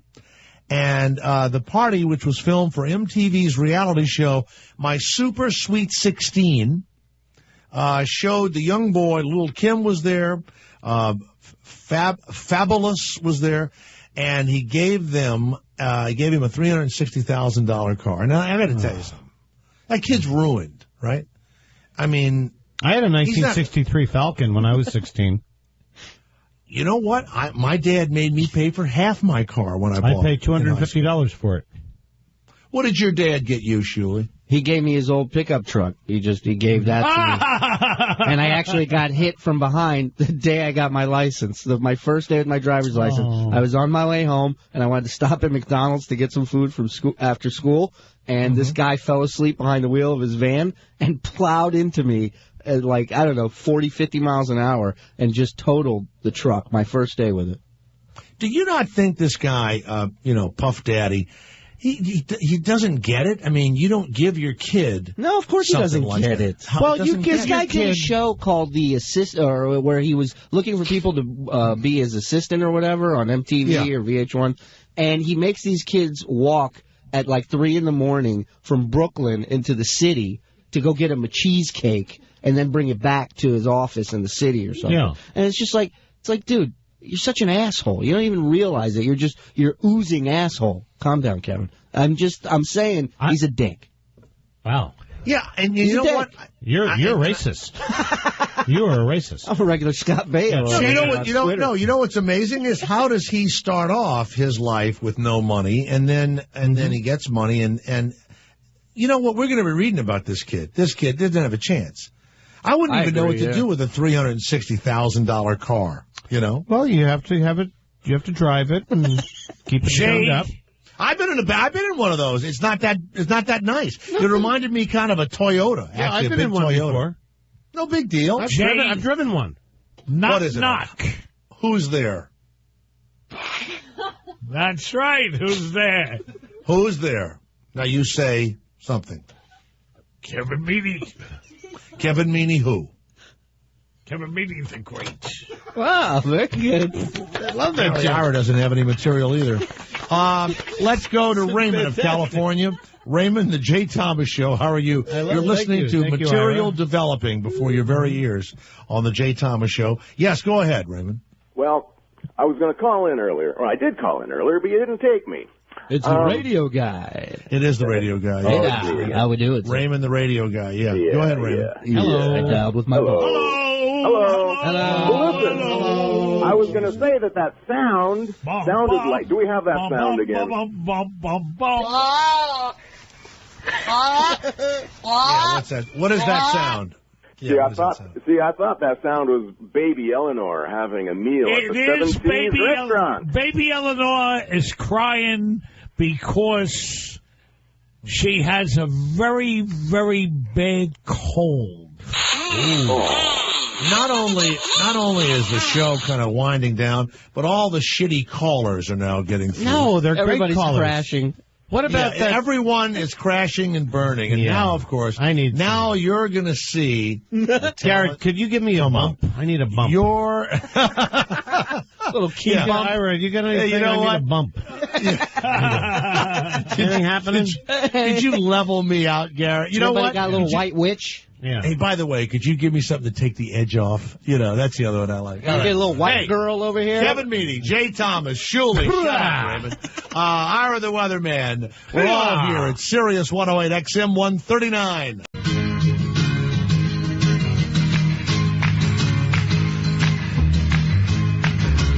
Hey, go to jthomas.com. We got a lot of great stuff there for you. The babe of the day. We have a casino that's available for your gambling pleasure.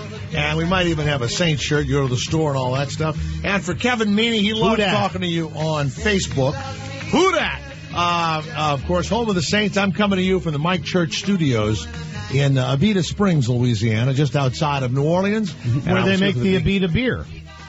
Yes, and root beer, too, and the water, the delicious waters. But it's the Abita beer is the best beer on earth.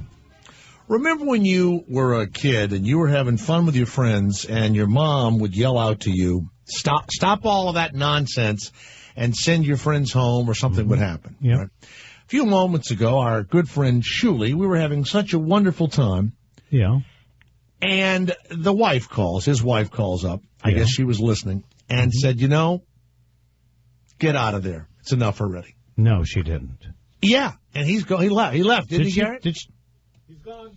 Yep. He's Oh, gone. yeah. Did she the called wife up really and said, call? you guys are acting. You know, when your mom called you? Yeah. You're acting too silly. No, that's not true. Garrett, is that That true? is. Yep. You didn't hear phone ring right when we went to break. No, but you know what? I mean, he was gone in 2 seconds. It was just like when your mom calls. Well, you know what And he happened? said, I got to get home. Casey just called me and told me that I should leave the show. Your boyfriend My did. boyfriend called me. Yeah. So you're now trying to fit in as if your man-on-man relationship is the same as a man and a woman. It is the same. I don't know. It's completely natural. Really? I love you, Ira, Jay. the weatherman, is he still there? Did somebody Good call him? afternoon, Jay. Good Ira, do you afternoon. think that a man-on-man relationship is the same as a man and a woman relationship? Man and man are the same relationship. Yes, I know they are. But the relationship They're they a good have. relationship. So you're into all of that stuff. Yes. You believe that everybody, whether they're the same sex or Equal whatever. rights mean equal rights. Equal means equal. Communist. You're all communists. Equal means equal. It doesn't mean, you get something different because because what you do in bed. Right. Or who you sleep with. You have filthy thoughts, and I know that. You're horrible. I went to a gay club, though, and I announced it. Yeah, you were probably looking at crotches. No, I wasn't. Yep. You know what? I'll tell you right now. If I wanted to be gay, Oh, I would be it, but I would be a secret gay. I wouldn't be out front with it. I'd have my wife and family, and I would keep it where it's supposed to be. In the closet. I would probably wear leather and act crazy on the weekends and all that, but I wouldn't be out screaming and yelling about it and all that stuff. I wouldn't do it. I would be totally Christina, if you were a lesbian, think that's what you would are. You tell everybody I think you're you a are lesbian? in the closet.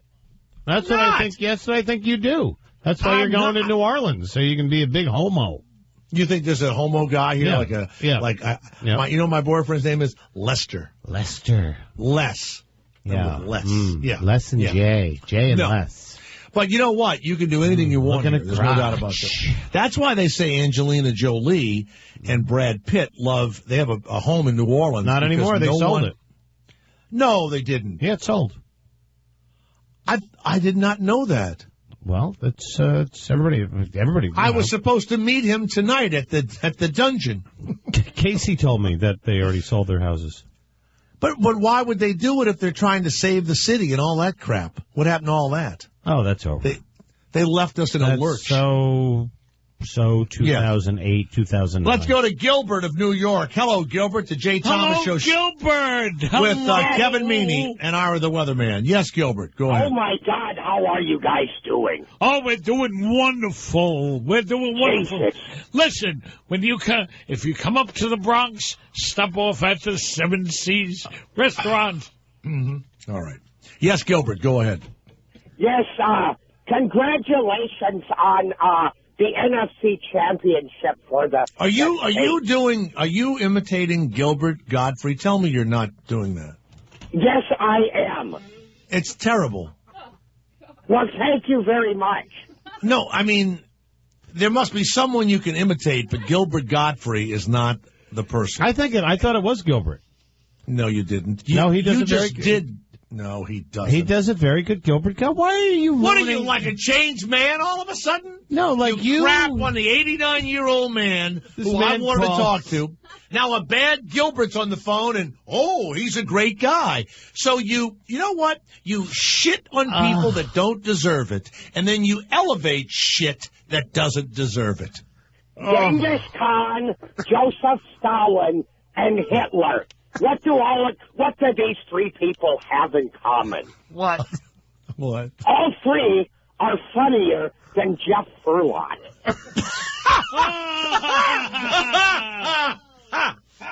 Well, that made me laugh, Gilbert of New York. That's very funny. All right, thank you, Gilbert of New York. By the way, the phones are lit up with people from all over the East Coast. Our West Coast lines. Do we have those, Garrett? West Coast lines? West Coast lines. And I'll open West them up. Coast lines. And open up the Nancy West Kerrigan's father is dead. It just came over. He's dead. No, he was dead when he hit the floor. Oh. Well, it's an update. 2 days. No, but it's an autopsy. Did the son strangle him, or did he die of a heart attack? Mark is behind bars. The Kerrigan's brother, Mark, is behind bars. Yeah, he strangled his dad. He should only rot in jail. Anybody that could kill their father should be in jail. Right. They never in your whole life. You never in your whole life got so mad at your dad that you didn't try to strangle him, Ira? No, Jay. Ira, no, think back. No. Think back. Ira. The thing is... Huh? The words are, Jay, honor thy mother and thy father. Do not kill. Do not destroy. Does it say not kill them? Does it say that actually? And isn't that... Commandments. And Ira, isn't that both in the Christian and the Jew books? That is correct, Kevin. That's right.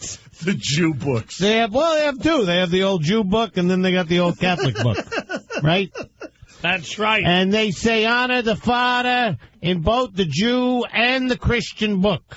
The Catholic Let's book. go to Terrence of New York. Terrence, hi. Hey, T, what's happening? Hey, Terrence, how you doing? Rochester, New York here. Hey. Oh, wow, Rochester, New York. That's where Kevin Meaney will be. What's the name of the club you're going to City. What's the name of the club you're going to be in? I'm going to be at the Comedy Club in Webster, New York. Webster, New York. I'm familiar with that. I'm hoping I can get some tickets if I... No, we're not giving tickets. We're not giving Yeah, we'll give you tickets. No, you won't. Yeah, if you Facebook me or send me an email and say that you talked to me on the Jay Thomas Show, I know I'm going to get thousands of... 50 people are going to... 100 people are going to do it, you big idiot. Okay, I don't know how to do it. Then do what I'm going to do. You're not getting free tickets. Yeah, it's too complicated. I'll buy you a drink. Just go buy the tickets and see him. Yeah. All right, are you guys looking for the name of the highway? Yeah, we're looking for the name of the highway. Yeah, what's the name of the highway? The name of the highway is the Rosa Parks Highway. Where's that? The Rosa Parks Highway, the KKK Highway. Yeah, it's the Rosa Parks Highway. No, it is not. Did you know that? The KKK sponsors the Rosa Parks Highway? Where? In what state? Missouri. Missouri. No, that's not the KKK. That's the Nazis. The Nazis chose the Rosa Parks Highway, and because of free speech, they can't stop them from doing it. So they sponsored this brave little black woman, and she was in, of course, New Orleans when it happened. And these horrible people spit on her and everything else. And so now the Nazi bastards... Did she get AIDS? Nothing, no. When they spit on her? Nothing, no. That wish nothing but death and destruction for anyone that's not like them, and thank God I wouldn't want to be like them. I mean, there ought to be some way to stop that. There really ought to be. I mean, this free speech thing, we've carried it a little too far. Jay, how about your show, Free Speech, okay? That's what this show is all about. It's all about Rosa have Parks. Such totally free speech. Yeah, we do. No, we don't. Well, what about the potato up my ass right now that I'm baking? I got a nice red potato in my ass, and it should be ready by 6. Do you realize cooking it with my internal oven? Do you realize if we were on terrestrial radio and you did that bit, right? That is, I think, $250,000 per station. Yeah. Okay. So I'm just going to warn you now. First of all, you'll never be invited on any terrestrial station I would ever be on. Okay. Well, that's not when you just said you had a potato in your ass. Well, I don't need to resort to that type of humor. What would you put in your ass on terrestrial radio? I wouldn't talk about my ass or my homosexuality. You wouldn't? You'd be in the closet, right? No, I would be... fit in. I would be married, and I would have 6 kids. That's exactly right. Yeah. That's right. And they're all... I would have different schools, and I would do lots of different things out there. Well, here's another question. But on satellite, I'm crazy. I'm a crazy... If you did live in Nazi Germany, or you lived in Russia or whatever, I have to tell you, I would be hard-pressed not to join up so they don't kill me. You know what I mean? I wouldn't do anything to anybody, but I would renounce my religion. I would have done it all just to live. Because I want to live, Kevin. Is that bad? Yeah, I've renounced Satan. I've done that. I was baptized. If they didn't like Catholics, I'm not Catholic. If they didn't like Jewish how people, can you I'm not be Jewish. Catholic from New Orleans? No, I would renounce my religion if there You're was somebody Catholic, that was aren't you? Yes. Yeah, I knew you were Catholic. Dirty, filthy Catholic. Have you ever been touched by the priest? No, never. No. How never. come? Because you didn't dress nicely. That's why. My ass wasn't sweet enough, apparently. Yeah. Okay. I was All never molested in Catholic school. I had to wait until I got to public school to get molested. You see that? It can happen anywhere, can't it? Yeah. By the way, do you find this Roman Polanski thing so incredibly stupid that during the last few months he's been thanking his supporters and all that, and the woman, the little girl, she's now 44 years old. Yeah. He sodomized her, which means he put it up her bung, and he gave her a quaalude and was taking pictures of her. Well, that relaxed her anus, though, the quaalude. It certainly did. Yes. But, I mean, I'm sorry, but that's rape. And then Whoopi Goldberg said, it wasn't rape or something like that. That guy ought to go to jail. He ought to be gotten from Switzerland, and he ought to be in jail. I'm sorry. And his wife got killed by the people. Okay, sorry. I'm sorry. I can't say anything about Roman Polanski because I'm up for a part. That he's so directing. If a piece of paper came to you right now, he's directing, and no wait. If a piece of paper came up and it said, "Would you support Roman Polanski and say that he deserves to be exonerated?" You would put your name on that, like Steven Spielberg, put my and name Bruce on Springsteen, that, yes, until after. Oh. No, I wait. If I didn't get the part, then I'll go after him. But I agree with that. I agree with that. Yeah, let me just... I would do the same. I just need a shot. I just need to get my benefits. That's all. I would do the same. I mean, the SAG benefits. I mean, how much do you have to make in SAG to get your benefits? So what's the movie about that you're up for? You have to shoot it overseas. Yeah, it's about older man that rapes a younger girl. Wouldn't it be funny if he and I play the older man, and they just shoot it right in the house where he is, and with the ankle bracelet, he can't leave his chalet. Did you know that? I know he can't ski. No, he can't. But he's on the Wii. Yeah, he's skiing. All right. On the Wii. Terrence, thank you very much. There you go. It is the Jay Thomas Show, and by the way, we do have interesting things to play for you. First of all, did Shirley years ago? Really yes, she did. Years ago, I was in a parade with I love a parade. Richard Simmons. And so blow it out. We were together in the big float. It was the Hollywood Christmas parade. They used to run it. And Bob Eubanks and some ridiculous woman were the local TV announcers. And he says to me, "Jay, who do you have there?" And I said, "Well, I'm the king of the parade, and this is my queen, Richard." And so Richard didn't speak to me for 10 years. Oh. Right? And then I came to Sirius, and he spoke to me again. And then he went on TV with William Shatner the other night. What was he on with William Shatner, Garrett? Because the Today Show? Right. Oh, after the Today Show with Hoda, the woman of indeterminate race. And you know what? And she's from New Orleans. Yeah, and there's something about her. She's Cajun. There's something about her that went down here in Louisiana that I think, I'm not positive what it is, and it may just be a rumor.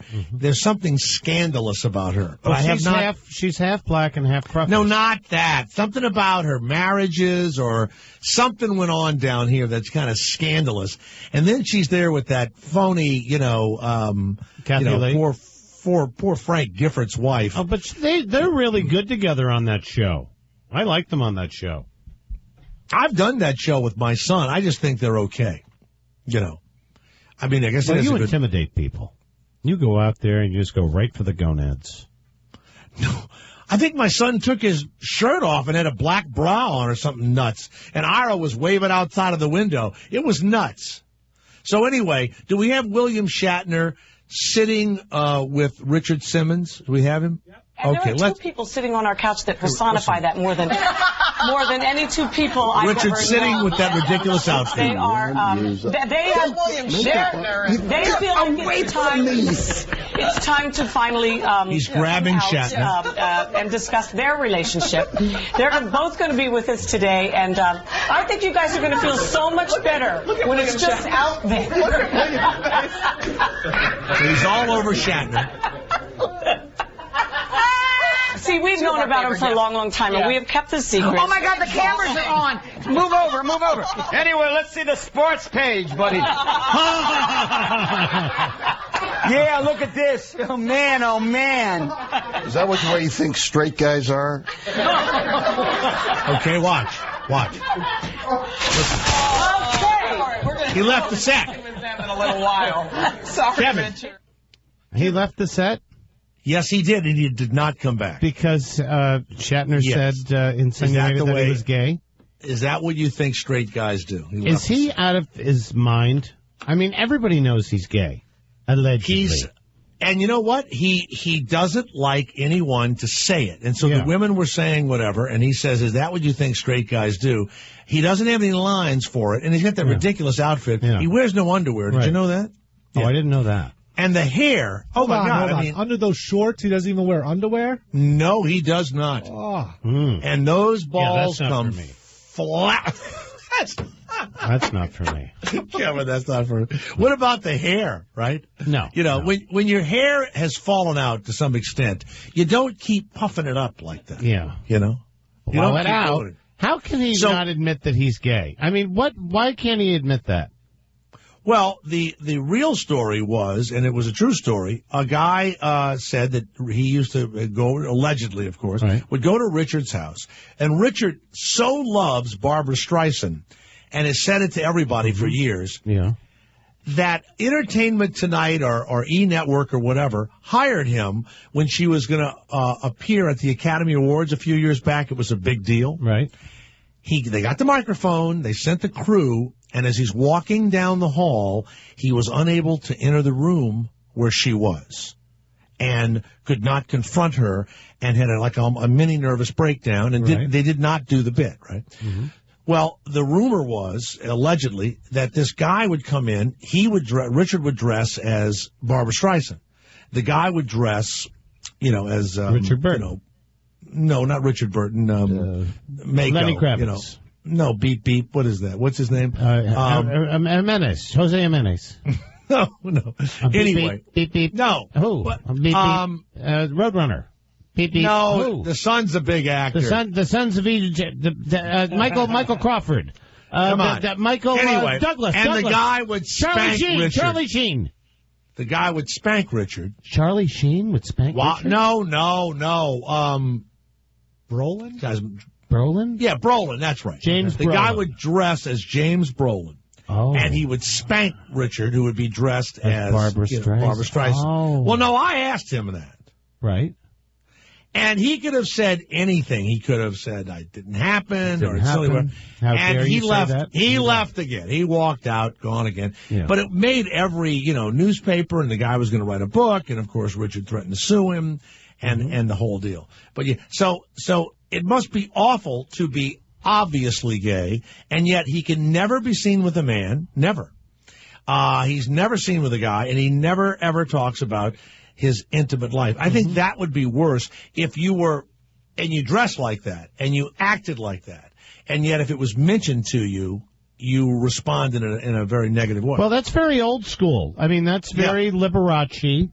That's very, Cary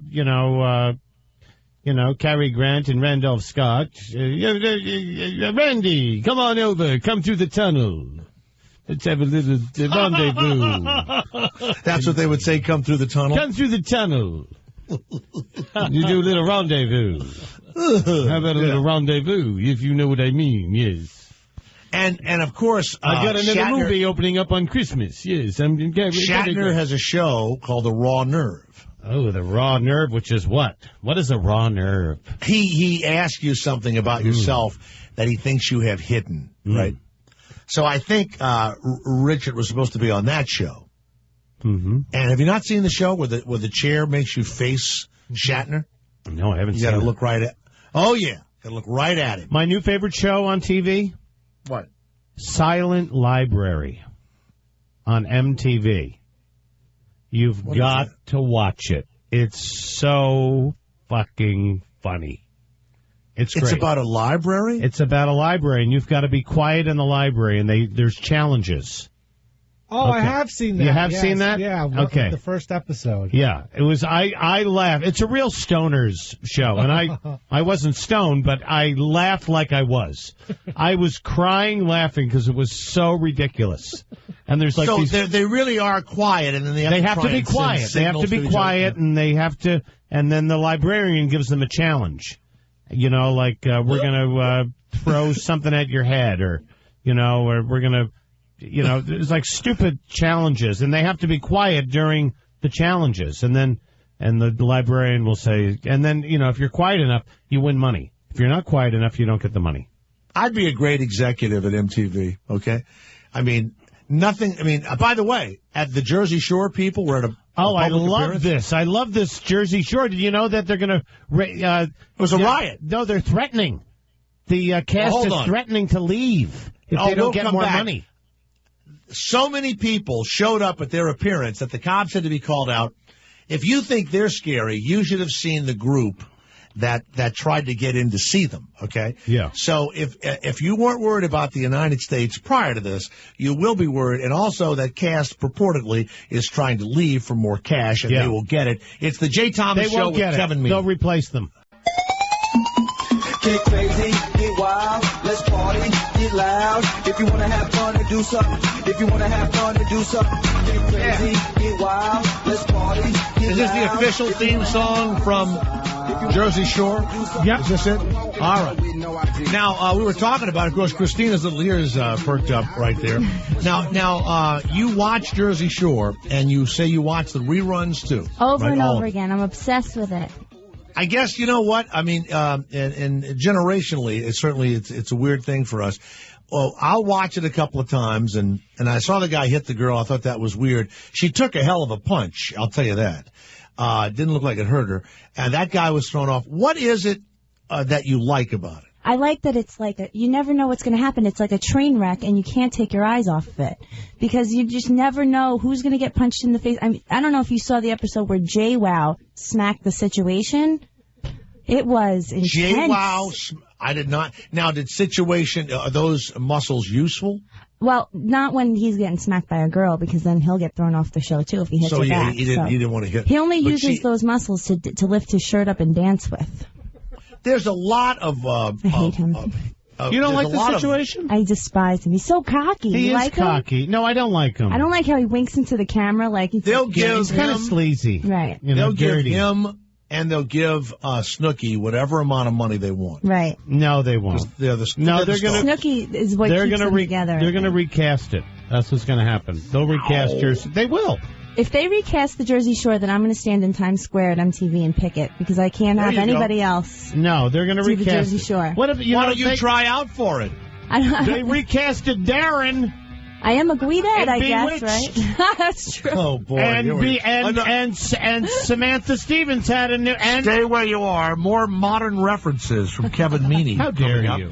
Becky because you have man boobs. We have a doctor and they brought her that back. will fix them. And we're trying to lessen Kevin Meany's areolas when we come back on the Jay Thomas Show.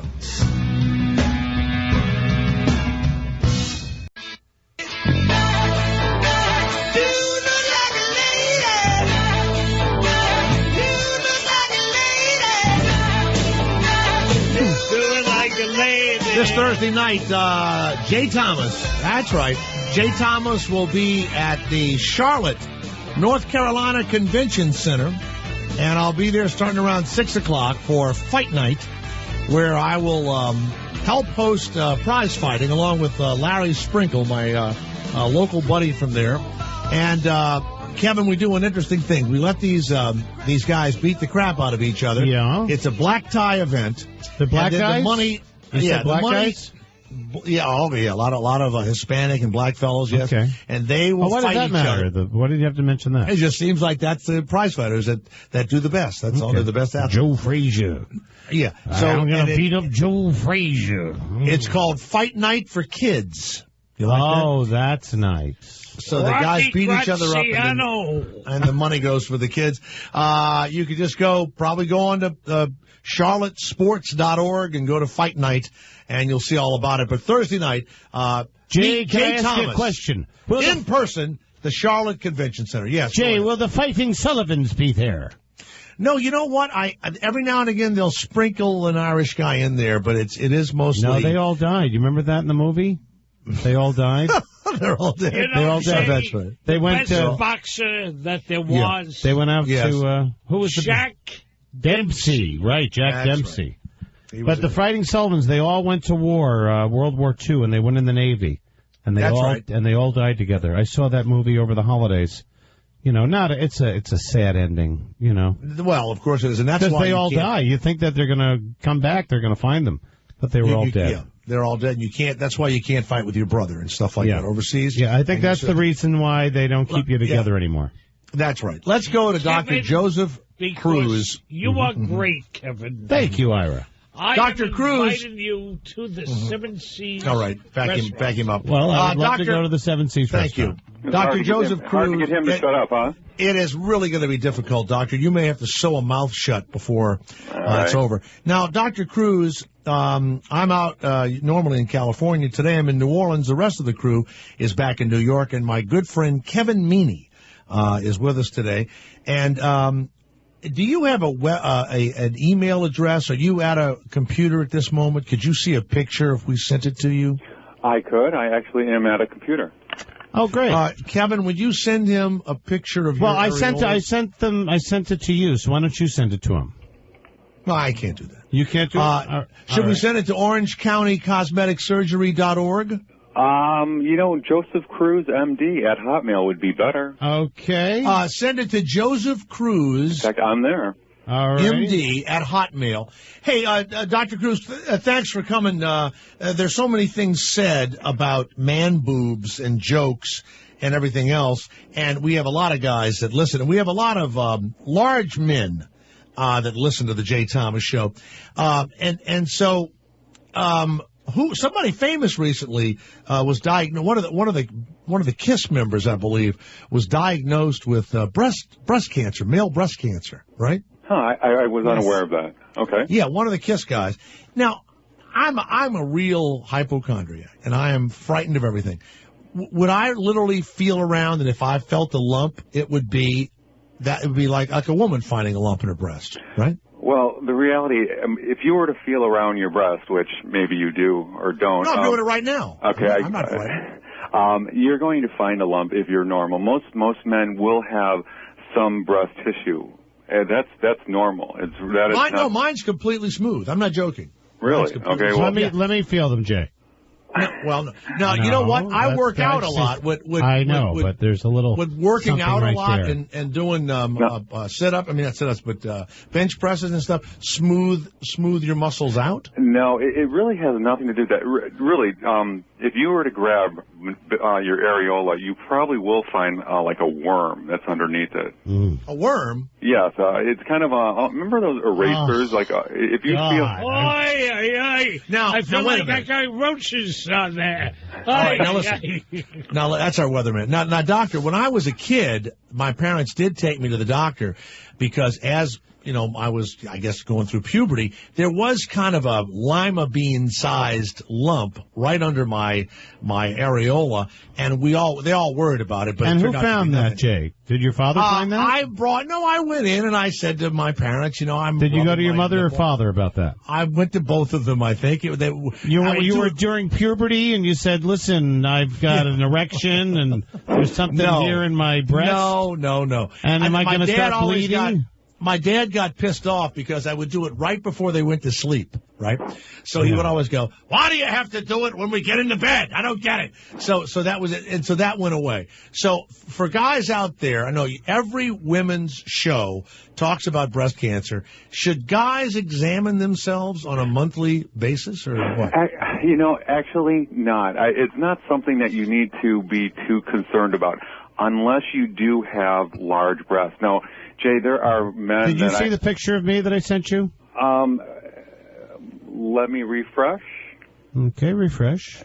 He was in the middle of something else, and we'll get to your areola. He's talking about large breasts. I actually don't have it. Was it sent to Joseph Cruz, MD, at Hopkins? Oh, MD. I just sent it to poor Joseph Cruz. All right, hopefully you didn't send a scary picture to someone else. Don't worry. That is going to scare. So you don't recommend feeling around? The American Society of Plastic Surgery does. It's not something we routinely would recommend for men. It's not like a woman's breast exam, which we do recommend on a monthly. And then at the age of 40, they usually will get mammograms every year.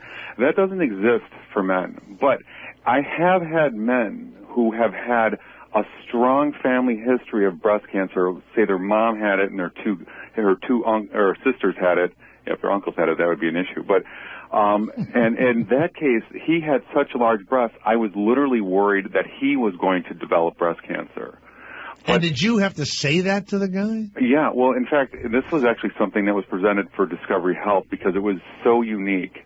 The problem itself is not unique, but the fact that he had literally, I'm not kidding you, had C cups for breasts, and his mother and at least one aunt had breast cancer before the age of 40. So we were really worried about that. So in general, I don't want your listeners to be worried and all just feeling their chest right now. It's not something you need to be doing, but if you have large breasts... Don't worry about my listener, doctor. They're tough, big-breasted men.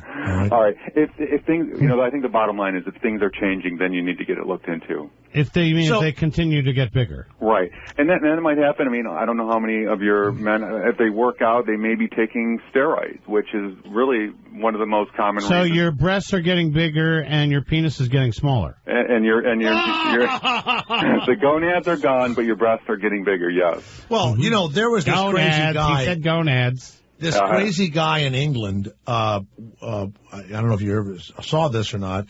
Was that the guy who had the potato one up his ass? No, he was going to rub his breasts. That was the priest. I'm sorry. He was going to massage his breasts, and he did it for like a year or two, and he thought that he could actually lactate. And he just recently announced that, of course, that had failed. Anybody with tits can lactate. Isn't that correct, Doctor? Doctor, that's not true. That is. I'm asking the doctor. No, if you have breast tissue and you have the right hormonal balance, you can. Yes. I breastfed my daughter. So is that why the guy did it? Because he did it in like a 2-year study, and they tried to get him to lactate, and they announced that it didn't happen. But I thought it was just some nut. I was surprised that they put it in the paper. But what would massaging your own male breast do? I mean, if you got the equipment, it's going to make milk. But if you mean it's in there? Men have a milk-making equipment inside of them? We have the same thing that women have. It's the same. It's just the hormonal balance. I mean, that's why women don't lactate all the time. It's when the hormonal balance is right and when it's stimulated.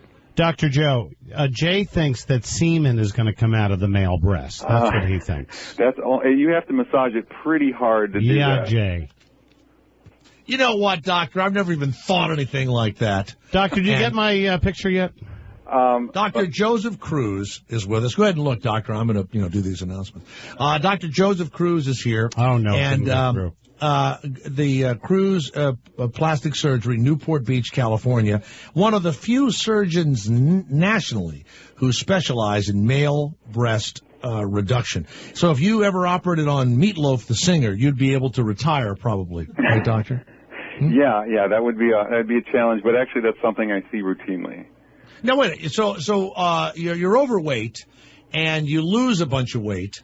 And I always, when you see like the Biggest Loser and all that, and the guys, the fat's on their stomach and everything else, and then their boobs completely go. What do you reduce that kind of a boob, or do you reduce a large man's boob without losing weight? You typically, I mean, obviously you want them to lose weight, but you have to understand that with breasts, with male enlargement, breast enlargement, it is true gynecomastia is actually breast tissue, so you can lose all the weight. I have people coming in and they're literally 7% body fat, but they still have breasts, and it's strange, and especially the younger men, because those are the ones that are just so emotional about it, and I know we laugh about it and make a lot of jokes about it, but it is probably one of the most devastating patients that I see. I have people come in with large noses, small breasts for women.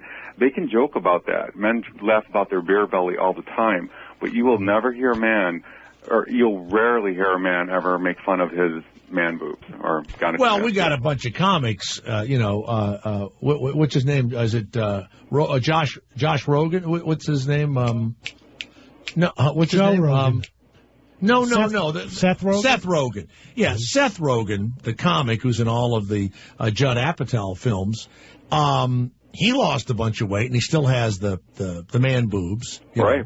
It's really... that's part of his humor, though. When he takes his shirt off, you laugh at that. Right. But that's kind of... Will Ferrell has them. Yeah. And he gets paid, he's getting paid to kind of make fun of his breasts. I mean, right. But what do you do with the? Can you use that fat and enlarge a penis with it or something? I knew you would go there. Well, I want to know. Sometimes a woman will have fat. Have to make that. What? That they're going to make their vagina bigger? Yeah, well, No, but women will. Excuse me one second, doctor. Excuse me, Kevin. Sometimes you take fat, doctor, and you take fat, Kevin. You put it someplace else. I'm speaking medically. Yes, actually, he's right. You bet I'm right. That's because he's got a little tiny penis. No, it's because I did some research on Dr. Cruz before he came on. Do you make bigger penises, Doctor? You know what? I don't do that. I kind of stay in the predictable realm.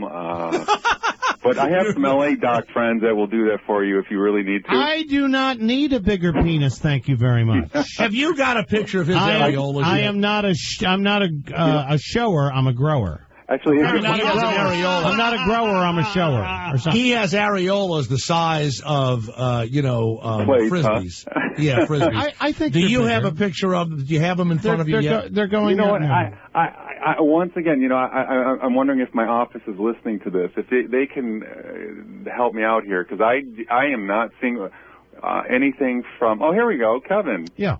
Okay, here we go. Doctor, take a look at Kevin Meany's areolas, and we're going to take a break. And when we come back, he was really seriously talking about some sort of reduction surgery because he lives with a young man who has the little tiny pink. No, he doesn't have little tiny nipples. Pink beautiful nipples, but they're. Well, it's radio. I'm building an image for people out there. Dr. Joseph Cruz, by the way, Orange County Cosmetic Surgery.org. And if you're in the Newport Beach area, or perhaps you want a recommendation, Dr. Cruz is one of the few that deals with head surgery. The problems with man boobs. Stay where you are. He's looking at Kevin's areolas now, and when we come back, we'll find out whether they can be repaired.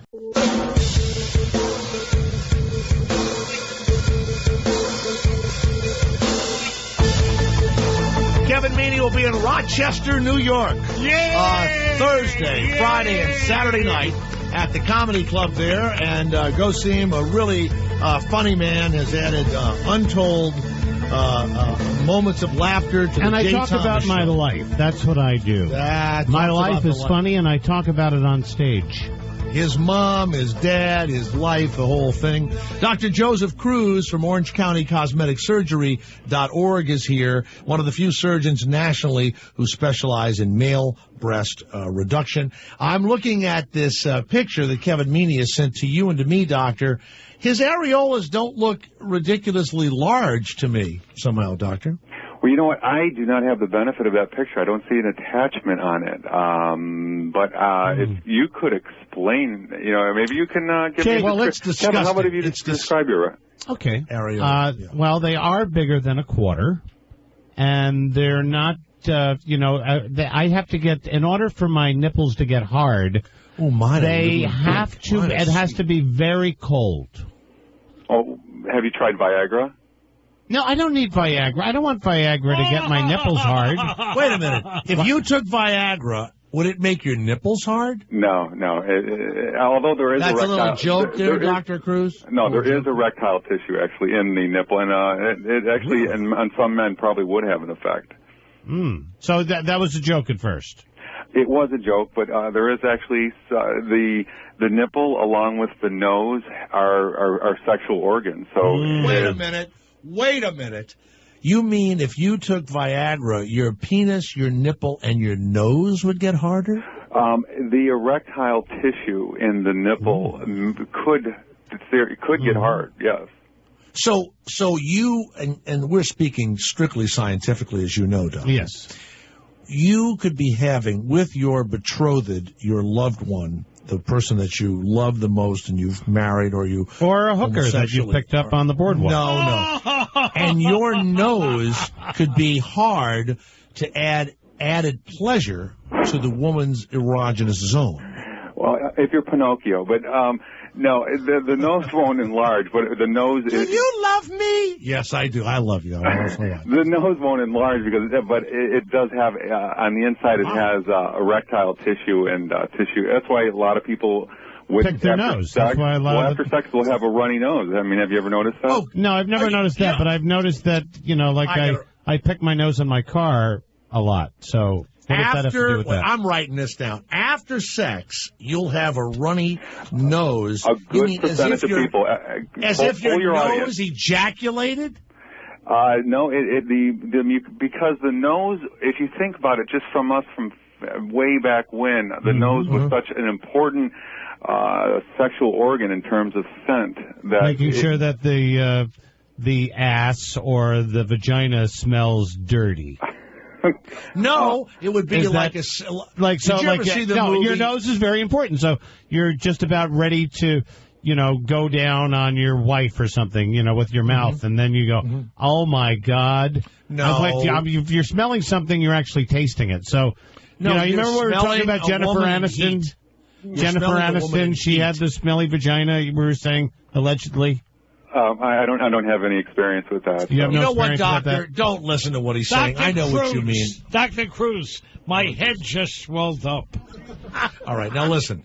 Dr. Cruz, when you take a Viagra and people say, oh, I see blue or my head is hot or whatever, does that mean the Viagra would get to your nose somehow also? The Viagra will go throughout your entire body. And, really? Wow. Yeah, but once again, it affects the blood supply to the penis, and it will also it could affect blood supply to the other sexual organs. Should you take Viagra when you're giving blood? So just say if I'm trying to follow this one, okay? Okay. Like just say if Doctor, you're saying, I don't know where this was coming from. All right, no, there's a war. This is not on the. No, this isn't on the sheet. All right, don't look at the sheet. There's a war on. It depends on how the phlebotomist looks. So all this. You don't even get the jokes. I know what the I'm so intelligent. I understood what he said. Yeah. When you're talking to me, it's like being at a medical convention, isn't it, Doctor? Oh my God! I thought you were a doctor. It's unbelievable. I thought maybe if you started like bloodletting, your penis would go down because your penis, when you have an erection, it's blood, isn't it? Blood. The answer is no. In your cock. Okay. Well, if you're sanguinating, you're probably not going to be able to get an erection. He said sanguinating. That's another funny joke between us. Thanks, man. Well, just you and the doctor are laughing. All right, nobody else is laughing. And the truck drivers that are playing with themselves right now, they're not. If you have large areolas, can they be made smaller? Because whether it's true or not, he's worried about it. And I know a lot of people. I'd like them to be a little bit smaller. And women have tighter. them too. Yeah. Would you have to cut the areola out and put a new one on top of it? Oh no. Well, the reality is with an enlarged areola, it usually is because you have excess breast tissue below that's pushing up. Almost like just pushing up on it, creating the areola to get larger. So typically, it's unusual to just purely reduce the areola. Mm-hmm. Typically, I'll go in and remove the breast tissue underneath it, and just by doing that, the areola will typically just shrink back down to normal size. Would you ever take the areolas off, put them in the dryer for a while, then put them back on? Actually, The answer to that is usually no. The only time you will ever take the areola off is if you have amazingly large female breasts. I mean, literally down to the belly button, and I'm not kidding. Mm-hmm. Yeah. To the point where the blood supply is it has to go from the clavicle all the way down to the nipple, and if you were to try to bring that nipple back up to where it should be, it would lose its blood supply. So in that situation, but it's very rare. Would you recommend a mud pack on your breasts? A mud pack on your breasts? Yes. What is that going to do? Well, to tighten them up. Well, there are male garments, compression garments that are very useful. A garment. No. I know everyone's going to relate back to the whole Seinfeld thing and right. the men's ear. But there, like I said, I'm laughing with you right now. But this is, I'm going to just kind of. But you're serious, also. It's we're having very fun. touchy subject, and touchy feely. It's a very. You know what? You're subject. not making fun of anyone, and it's unfortunate that Kevin is here today because I wanted to have a more scientific discussion with you. As you know, I was very good at science. I'm going to leave now. I'll leave now. Let me ask you this. Go ahead, Iron. Tell them what the temperature is out there. Do you take GHI? We're not going to talk about what insurance he takes right now. Now, when you do the breast reduction for the male, is it the same recovery? There are guys listening right now who probably have this and are too ashamed to do it. Much more than you'd imagine. Oh, I can imagine. And you are one of the few, but let's say you're a guy without a bunch of money. You live in the Midwest somewhere, you're a hard-working guy, you got these man boobs, you've been made fun of your whole life. Can you get them like a woman can get them for a couple of grand a boob or whatever? Yeah. What's the price? Actually, Obama said he was going to take care of man boobs in the health care plan. Right. What would be the price for a normal man boob job? Kind of ballpark. Can I take a guess? Between $5,000 and $7,000. I was going to say 10,000. Wow. Now, did you get, say, it's making you crazy and insurance would pay for it because it's upsetting you so much? In the hundreds, I do over 100 of these a year, and I have had one covered by insurance. You do 100 a year, and you're getting $5,000 a pop. Well, there's a lot of overhead. 5 times 100 is what?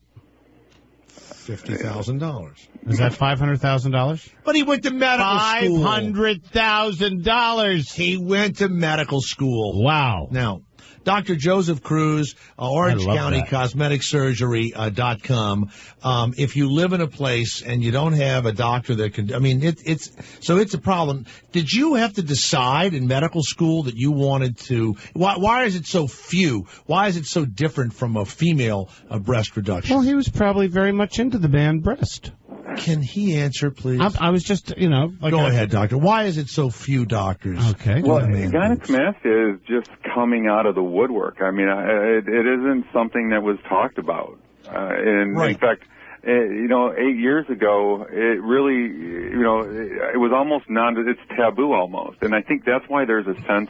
You know what it is? It's the new prostate, doctor. That's what it is. It's the new prostate. I never thought about it like that. Because years ago, we weren't talking about the prostate. Doctors wouldn't even give you a prostate exam. Now the hands and fingers are up, they're always checking your prostate. Let me check your prostate. I'm going to read something. I would have my dentist check my prostate. Everybody's checking it. Gynecomastia.org. This is a story.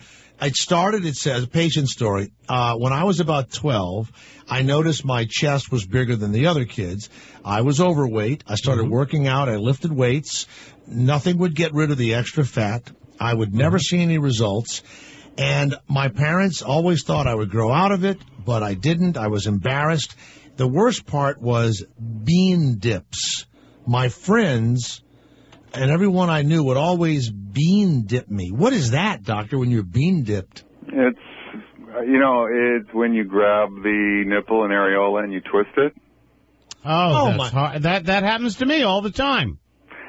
You mean like kids would tease this poor guy? They grab your nipple and they twist it. Right. I don't want to put any new vernacular in, but it's also called a titty twister. Yeah, I never heard. I heard a titty twister, but not a bean dip. And that's thanks, Jay, for bringing the bean dip in. Now all the Mexicans are going to be upset about this. Let's go to John of Pennsylvania. John, the Jay Thomas Show. Refried bean dip. Dr. Joseph Cruz, Orange County Cosmetic Surgery .org, and it's GYNECOMASTIA gynecomastia.org is man boobs. Yes, John. Do you have man boobs, John of Pennsylvania? I got something a little bit different, Jay. It's kind of embarrassing, but I have a third nipple. I've seen that before. I've seen the third nipple. I have 2 nipples on my left chest, and I was wondering if he removes nipples also. Now, Doc, would you remove an extra nipple? Yeah, they typically, you can, that's a relatively straightforward removal, actually. Were you ever laughed at in school with the third nipple? Yeah. How big is the nipple? It's probably rudimentary? It's normal size as the other ones. Really? That's unusual. I used to always get the double titty twister on my one side, and it really hurt. But they had 2 to grab. Now, wait a minute. Are you have another nipple? You have another nipple on the other side, and then you have 2 nipples on one side. And would women like to did they like it, or did they make fun of you? Because it's not. It doesn't what about sound men? like why is it always women? Because I'm hoping he's straight. I don't know. I was trying to keep my shirt on so they wouldn't see it. You're going to play. You're on Skins this year. You're in Skins. So, Doc, that would be covered by insurance. So that if you have insurance, that would be covered by insurance. Yeah, that certainly would. The third nipple syndrome. What do you call that, Doc? When you have 3 nipples? 3 nipatitis. Supernumerary nipples. Supernumerary nipple. Hey, supernumerary nipple, John. Tres nippolos. You go to a doctor and you say you're on the Jay Thomas Show with Dr. Joseph Cruz, and you might have a little insurance claim, okay? Yeah, you should be able to, John, you should be able to get that taken care of. Yeah, supernumerary. And the reality is that actually is a smaller procedure than the gynecomastia procedure. Okay. Yeah. Well, John, thank you. Hey, where else would you have a nipple? Like, I know most of them come up where they're supposed to. Nipple on your nose. Nipple. Well, there's a milk tract. It could actually go anywhere along the abdominal wall. So up and down your side, you might have a nipple sticking up. No, normally just on the central, not toward the side, but in the middle. There's a milk tract that extends down near the umbilicus. Has there been ever been 2 assholes? You know what? That one was Peter. I feel like I got a nipple on my head. Get out of here, Ira. Go ahead, doctor. Have there ever been 2 rectums? You know what? I don't know. I can't comment on that. We're all dreaming of that. Spiraling out of control. And I tell you what I'm going to do. When I'm back in California next week, I'm going to drive to Orange County from Santa Barbara. And what are you going to have sit down and have a real scientific discussion with you? Yeah, that's exactly what Dr. Cruz wants. He wants to talk to you. I would. And you know, I don't mind. I knew that I was in for a little bit of trouble, and I knew that this would get funny. Number one, he wasn't supposed to be here today. Kevin Meaney came on because he said, "Oh, you're having the cosmetic male breast surgeon on. I have a problem." So I brought him on thinking he was going to deal with something. But no, you didn't. Can I just give a 20-second spiel? But literally, it is an issue that sell us what you got to sell us. No, I'm not selling anything. He's not selling anything. Okay, he's selling us good health. How about that? Number one, doctor. I'm telling you. When's the last time you were interviewed by someone? You check your prostate and you feel your breath. I am positive that Kevin Meaney will burn in hell. That's what I'm positive of. So turn their microphones off. Dr. Joseph Cruz, Orange County Cosmetic Surgery.org. Say the 20 or 30 or 1 minute thing you want to say. No, it won't even be that long. I'm just saying, I just want to give it the respect that it deserves because it really... Of course it's respect. Go ahead. Be quiet. Right, no, you know what? I don't have a lot more to say about it, just that it plagues a lot of people, and I see it on a daily basis. it robs children of their childhood. I mean, here I live in Southern California, and I have teenagers coming in who've never taken their shirt off, never seen the sun on their back. They're just they can't do that, and parents see their children just kind of just fade away from society because they're so embarrassed. They're wearing sweatshirts in 90-degree heat. So it's a very emotional thing. It's more emotional than any other type of surgery because it tends to they feel emasculated. It's kind of like the uncircumcised penis in the locker room. Exactly. Now, if people who are listening today go to OrangeCountyCosmeticSurgery.org, even though they're not in California, because we're heard all over the world, in Canada, the United States, everything else, you could lead them someplace, right, Doctor? Right. We can tell them where to go. We actually have a whole fly-in section. What is that? I'm sorry. We have a fly-in section that is dedicated because we get quite a bit of people coming in from across the country and even out of the country. Okay. Dr. Joseph Cruz, OrangeCountyCosmeticSurgery.org. Yes. No, that's it. I have nothing to say. Well, when I found you work with drag queens at all? Dr. Cruz, you are marvelous. As you can see, Doctor, now that you've done your serious thing, the jackals are back on you, Doctor. Legitimate question. The jackals have attacked him again. Oh, you think you're so good, Jay. By the way, you have made my nose hard, Doctor. Well, I'll take that as a compliment. You betcha. This is a stimulating conversation. And listen, I know I actually have friends and their kids have it. I'm sure Kevin had it when he was a kid, and he's trying to cover up the horror of his double-dipped nipples. No, they I show my, I'll take off my shirt anywhere now. I'm not afraid anymore. Right. Hey, Dr. Joseph Cruz, OrangeCountyCosmeticSurgery.org. Thank you very much. Thank you. Thank you. Well, I'll tell you, last time I am never bringing another scientist on. Well, I didn't know you were supposed to be here. I would not have had that guest. Now, why not? I would not have had that guest. You know what I would have had? I would have had someone that tells you how to get like a knitting needle out of your head. I would have had Santa Claus come up. I don't know what that is. That's right. Completely you would have had nuts. Santa Claus up. You're completely... Ira, you say things and they just don't make any sense. What's the temperature out in Orange County? Orange County, it's around 55 degrees right now under rainy skies. You know what I should have asked him? I guess you could do it. You know, we talked about Jennifer Aniston. Probably listening. Yeah, she has because of her Greek background. Yeah, she probably has those hairy nipples. Yes, I wonder if they nipples. Yeah. We didn't ask my mother had those. I told you that by accident. How would you know your mother had I went into this is when I was a little kid. She was shaving her nipples? No. She was like standing there. I just kind of came in the room and my mother was naked. I heard she had hair coming out of her nipples. And I went, oh my God. My mother went, oh God, John, get out. Oh my God. Like, I didn't mean to be in there then. And you saw the long black hair? Oh, it was awful. Awful. I saw my my in-laws. They didn't pluck. They didn't shave. I swear to God, it looked like there was like some sort of a growth in front of a cave. Oh my God. Oh, you never want to see that. No. I saw my mother-in-law's vagina hair. Oh, that was horrible.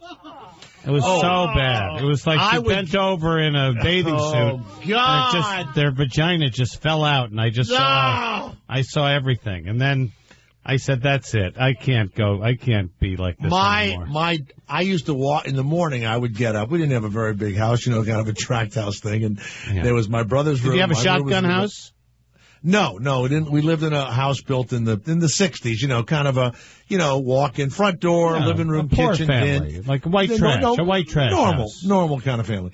And so I would kind of walk around the room and I would look in everyone's room. I'd sneak in to see what's going on. Oh, you're so That's why my dad hated me. Yeah. So one morning I go in and my mother is in the bed asleep, and my mom didn't sleep with any underwear on. Oh, so I guess they had sex and stuff. Oh. So her ass is kind of up in the air. I didn't know where my dad was. There was no air conditioning back then, right? Yeah, there was air conditioning. What do you think? Well, it was in you the, know what? The 50s. We had ice in a bucket. We put a fan over it, okay? You know, but there was no air we had conditioning. Your mom. There was air conditioning. Then why was your life. mom's butt hanging out? You know, like that's like a Anyway, she was sexy, I guess. It was my mom. I don't know. Oh, and she. So I go in and the bathroom door is a little ajar in their room. Oh, and you're looking at her vagina. I go in and I'm like snooping around. It's like 7:30. I figure my dad's gone to work, and I push it had the mirror on it. I push the bathroom door, and it kind of slides open. It goes, and my dad is sitting on the toilet seat. But he's peeling toilet tissue off of his penis. He must have wiped himself, and it got stuck. And so I stood there, and he looks up. He goes, "What's the matter? You never saw anybody peeling toilet tissue off their dick? Get out!" So that was the end of me going. And how old were you? Room. Like 12, you know. My father couldn't stand me. He would go, "You're always sneaking around the goddamn house." Like wow. That. Stay in your own goddamn room. You know what?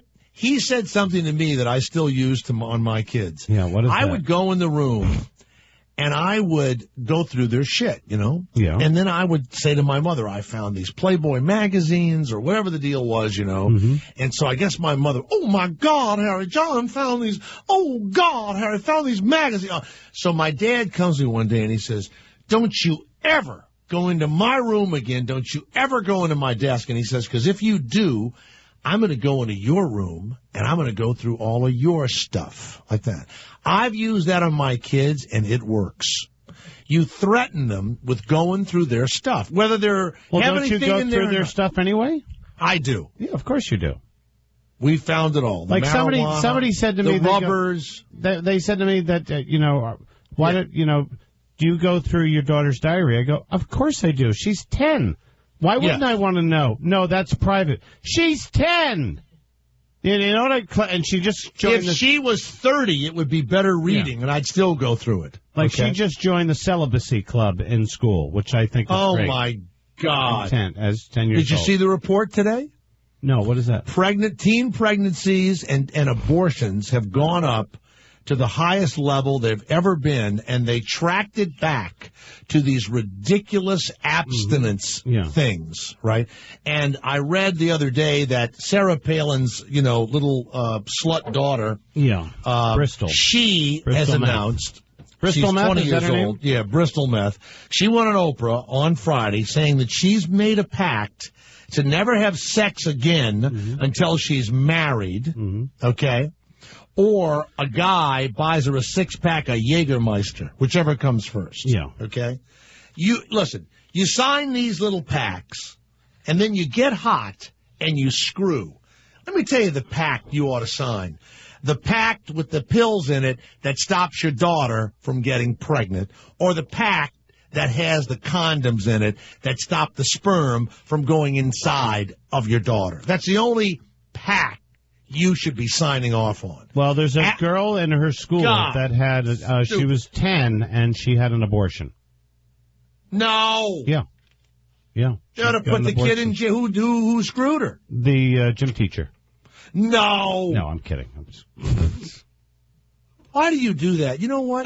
Thank God we don't have a psychologist on. Oh, thank God. That's terrible. Boy, I wish you would, Jay. Why would you make that up? I wish you would. Let's go to Jim of Chicago. Jim, the Jay Thomas Show. Jim Bob. So many horrible things have been said today. I can't imagine what you want to talk about. Jim, is it about male boobs? Is it about teen pregnancy or hairy nipples? What do you want to talk about? I had a girlfriend in high school, my very first one. I was a virgin at the time, but she had pretty hard hairs coming out of her nipples that she would have to shave off. First time seeing that, boy, that really kind of scares you, a little bit. She would shave her nipples? Yeah, she actually had to shave because she had those real stiff She had the real coarse hair, right? She had pube hairs on No, not her pube hairs. areola. Really coarse hair, like a werewolf type, right? Werewolf hair? Wow. Was she Asian? No, she was Italian. She was, Italian.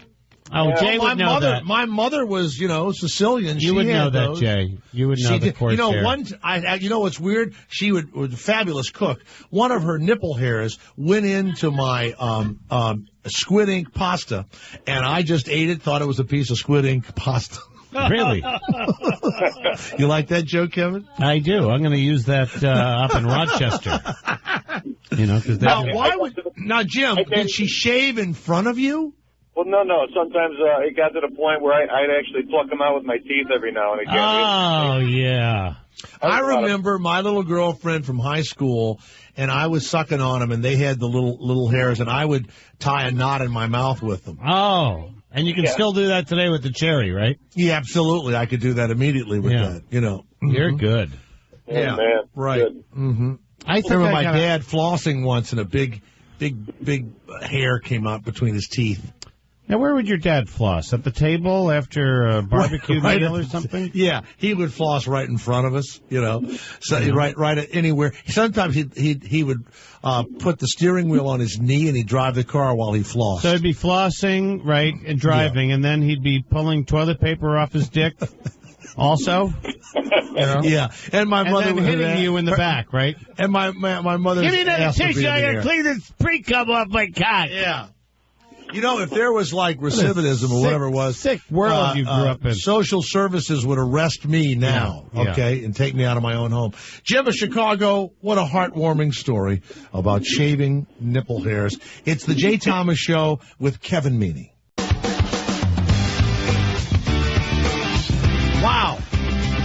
Well, he started the show with Kevin Meaney and Shuli and Ira the weatherman. Of course, Shuli's mom called and he had to leave early. Brad Pitt has bought a home for $1.5 million in the Hollywood Hills that has a cave in it. Have you seen this? Yeah, man cave. Built in 1920, it was originally on sale for close to $3 million. He got it for half price. I believe that Cary Grant and Randolph Scott lived next door to each other, and they had the cave so they could go in between the cave and have male sex. You know what else is happening here? It says here that Brad Pitt may have bought this for his mother-in-law, Jane. No, his mother, Jane, who has come to Los Angeles to try and save his relationship with Angelina Jolie. That's in this real estate story. Well, that's a nice story. And she's going to put his mother in a cave. That's what it says. The Bat Cave. And she plans to use the skills that she learned as a family counselor when she meets with her daughter-in-law in Los Angeles. So it looks like maybe they really are in trouble. I think they're going to work it out. I think that Angelina Jolie is nuts. And I think he should have, and I think Brad Pitt is a nice guy, but, he's a guy from the Midwest. He's a nice guy, good actor and all that. I have a funny feeling he may be drinking a bit more than he should and everything else. And Angelina Jolie has always been, nutty. Now, she does a lot of good work, but you know this. The nuttier the people are, they always try and save the world, I mean, I actually met a woman once that was starting Actors Without Borders and wanted to go do plays in Darfur. And I said, what are you, nuts? They're nuts, right? They're always What's the number for that? They didn't ever do it. Because I'd like to get involved with that. Just to work. So now he's got the 15 children that adopted and all of that. And I just think that he would be better off with, and what's her name? Jennifer Aniston's kind of a regular, Greek girl. She's more regular. And I think he'll end up with her. Isn't that weird? Do you think that she's going to go, they're going to get back together, Brad and Jennifer Aniston? I do. I just think it's odd that she hasn't, married somebody. She's waiting for Brad to come back. I swear to God. Now, Christina, do you follow any of this they're too old for you now. I mean, that was funny. No, they're not too old for me. I'm 29. I'm right in there. Oh, okay. Yeah. So do you follow what she never married anybody else, engaged and broken up. And now he and the nut are having trouble. Right. Do you think they're going to get back together? I hope so. I've been Team Aniston since day one. Yes. I do not like Angelina Jolie. Everybody thinks she's so hot. I think first of all, Jennifer Aniston, her erectile tissues and her nipples are always hard. Everybody should love that, right? No? I wish her erectile tissue. Her nipples. Well, her nipples are always hard, no matter what she's doing. Her nipples are always hard. Are they always? Doesn't matter where she is in the world. Her nipples are always hard. So that's reason number one. And that Angelina Jolie, she's in the desert, and they're always soft and boring. Exactly. No, but I hope that they get back together. I think they're a better match. This report says that they are split, and that you were saying they sold the houses in New Orleans. That's what I heard. Which I wasn't aware of it. Well, you don't know anything. And it says here he may have secretly purchased this bachelor pad with the cave. Now, just think about this. He gets in the cave, and he likes not to shave, and he gets kind of caveman looking. He calls Jennifer up, and she comes over, and she, takes all of her clothes off. There's the Greek hairs coming out of her nipples, and she's got the natural kind of look. He smells her coming 30 miles away. And he says, come into the cave. And he's got a fire built. And she comes in, and he has like a little loincloth. He's got a rubber band and a peanut shell on. Yes, that's exactly right. That's exactly right. By the way, Gary Coleman's representatives have released, Gary Coleman was not in a domestic dispute. That I said that earlier, and I'm supposed to retract it. I will. He was arrested on a warrant for failing to appear in court in Utah. It was a domestic dispute at some earlier date, and there was a warrant for his arrest, and he was picked up. Put a warrant out on you.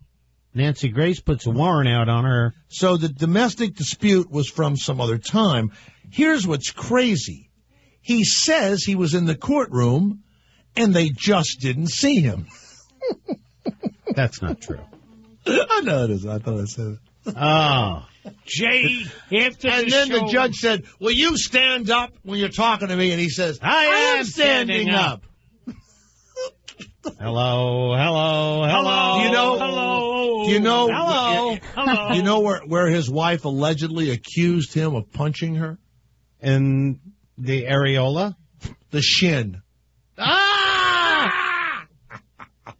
Oh, God. Jay, after your show tonight, me and Kevin are going to the Empire City. We're going to play some machines. Ira, have you ever made love to a man? Never. Well, that's what Kevin is into, and I don't think you would fit into his group. That's not true. I have friends. Am I gay or I have am I friends, straight friends and gay friends, and just because I have a gay friend doesn't mean that I have to jump in the sack with him. What would happen if you took Ira to one of your parties and men started hugging on Ira? What would you do? Well, I don't think that would happen. I don't think. Unless somebody unless they want to do it together. Ira's a good-looking man. Suppose he is a good-looking man hugging on you at one of these, open-ended parties. It's quite okay. See, it's all right with you. See, you're just so close-minded, Jay. Garrett, I thought I knew the man, didn't you? Me too. Yeah, we thought we knew the man. I guess I know what the mustache means. I am what I am. You know what? We're am my own. This same stupid show tomorrow. And many days into the future, but it's over now. Kevin Meaney will be in Rochester Thursday, Friday, and Saturday night. Don't miss him, even if you can. Yes. Ira the Weatherman will be back with us on Friday. Goodbye, Christina. Bye, goodbye, Garrett. And for all of you out there, goodbye, who that? Who that? Go Saints. It's over now. It's over. I haven't heard you do Johnny Mathis before. That's a new oldie.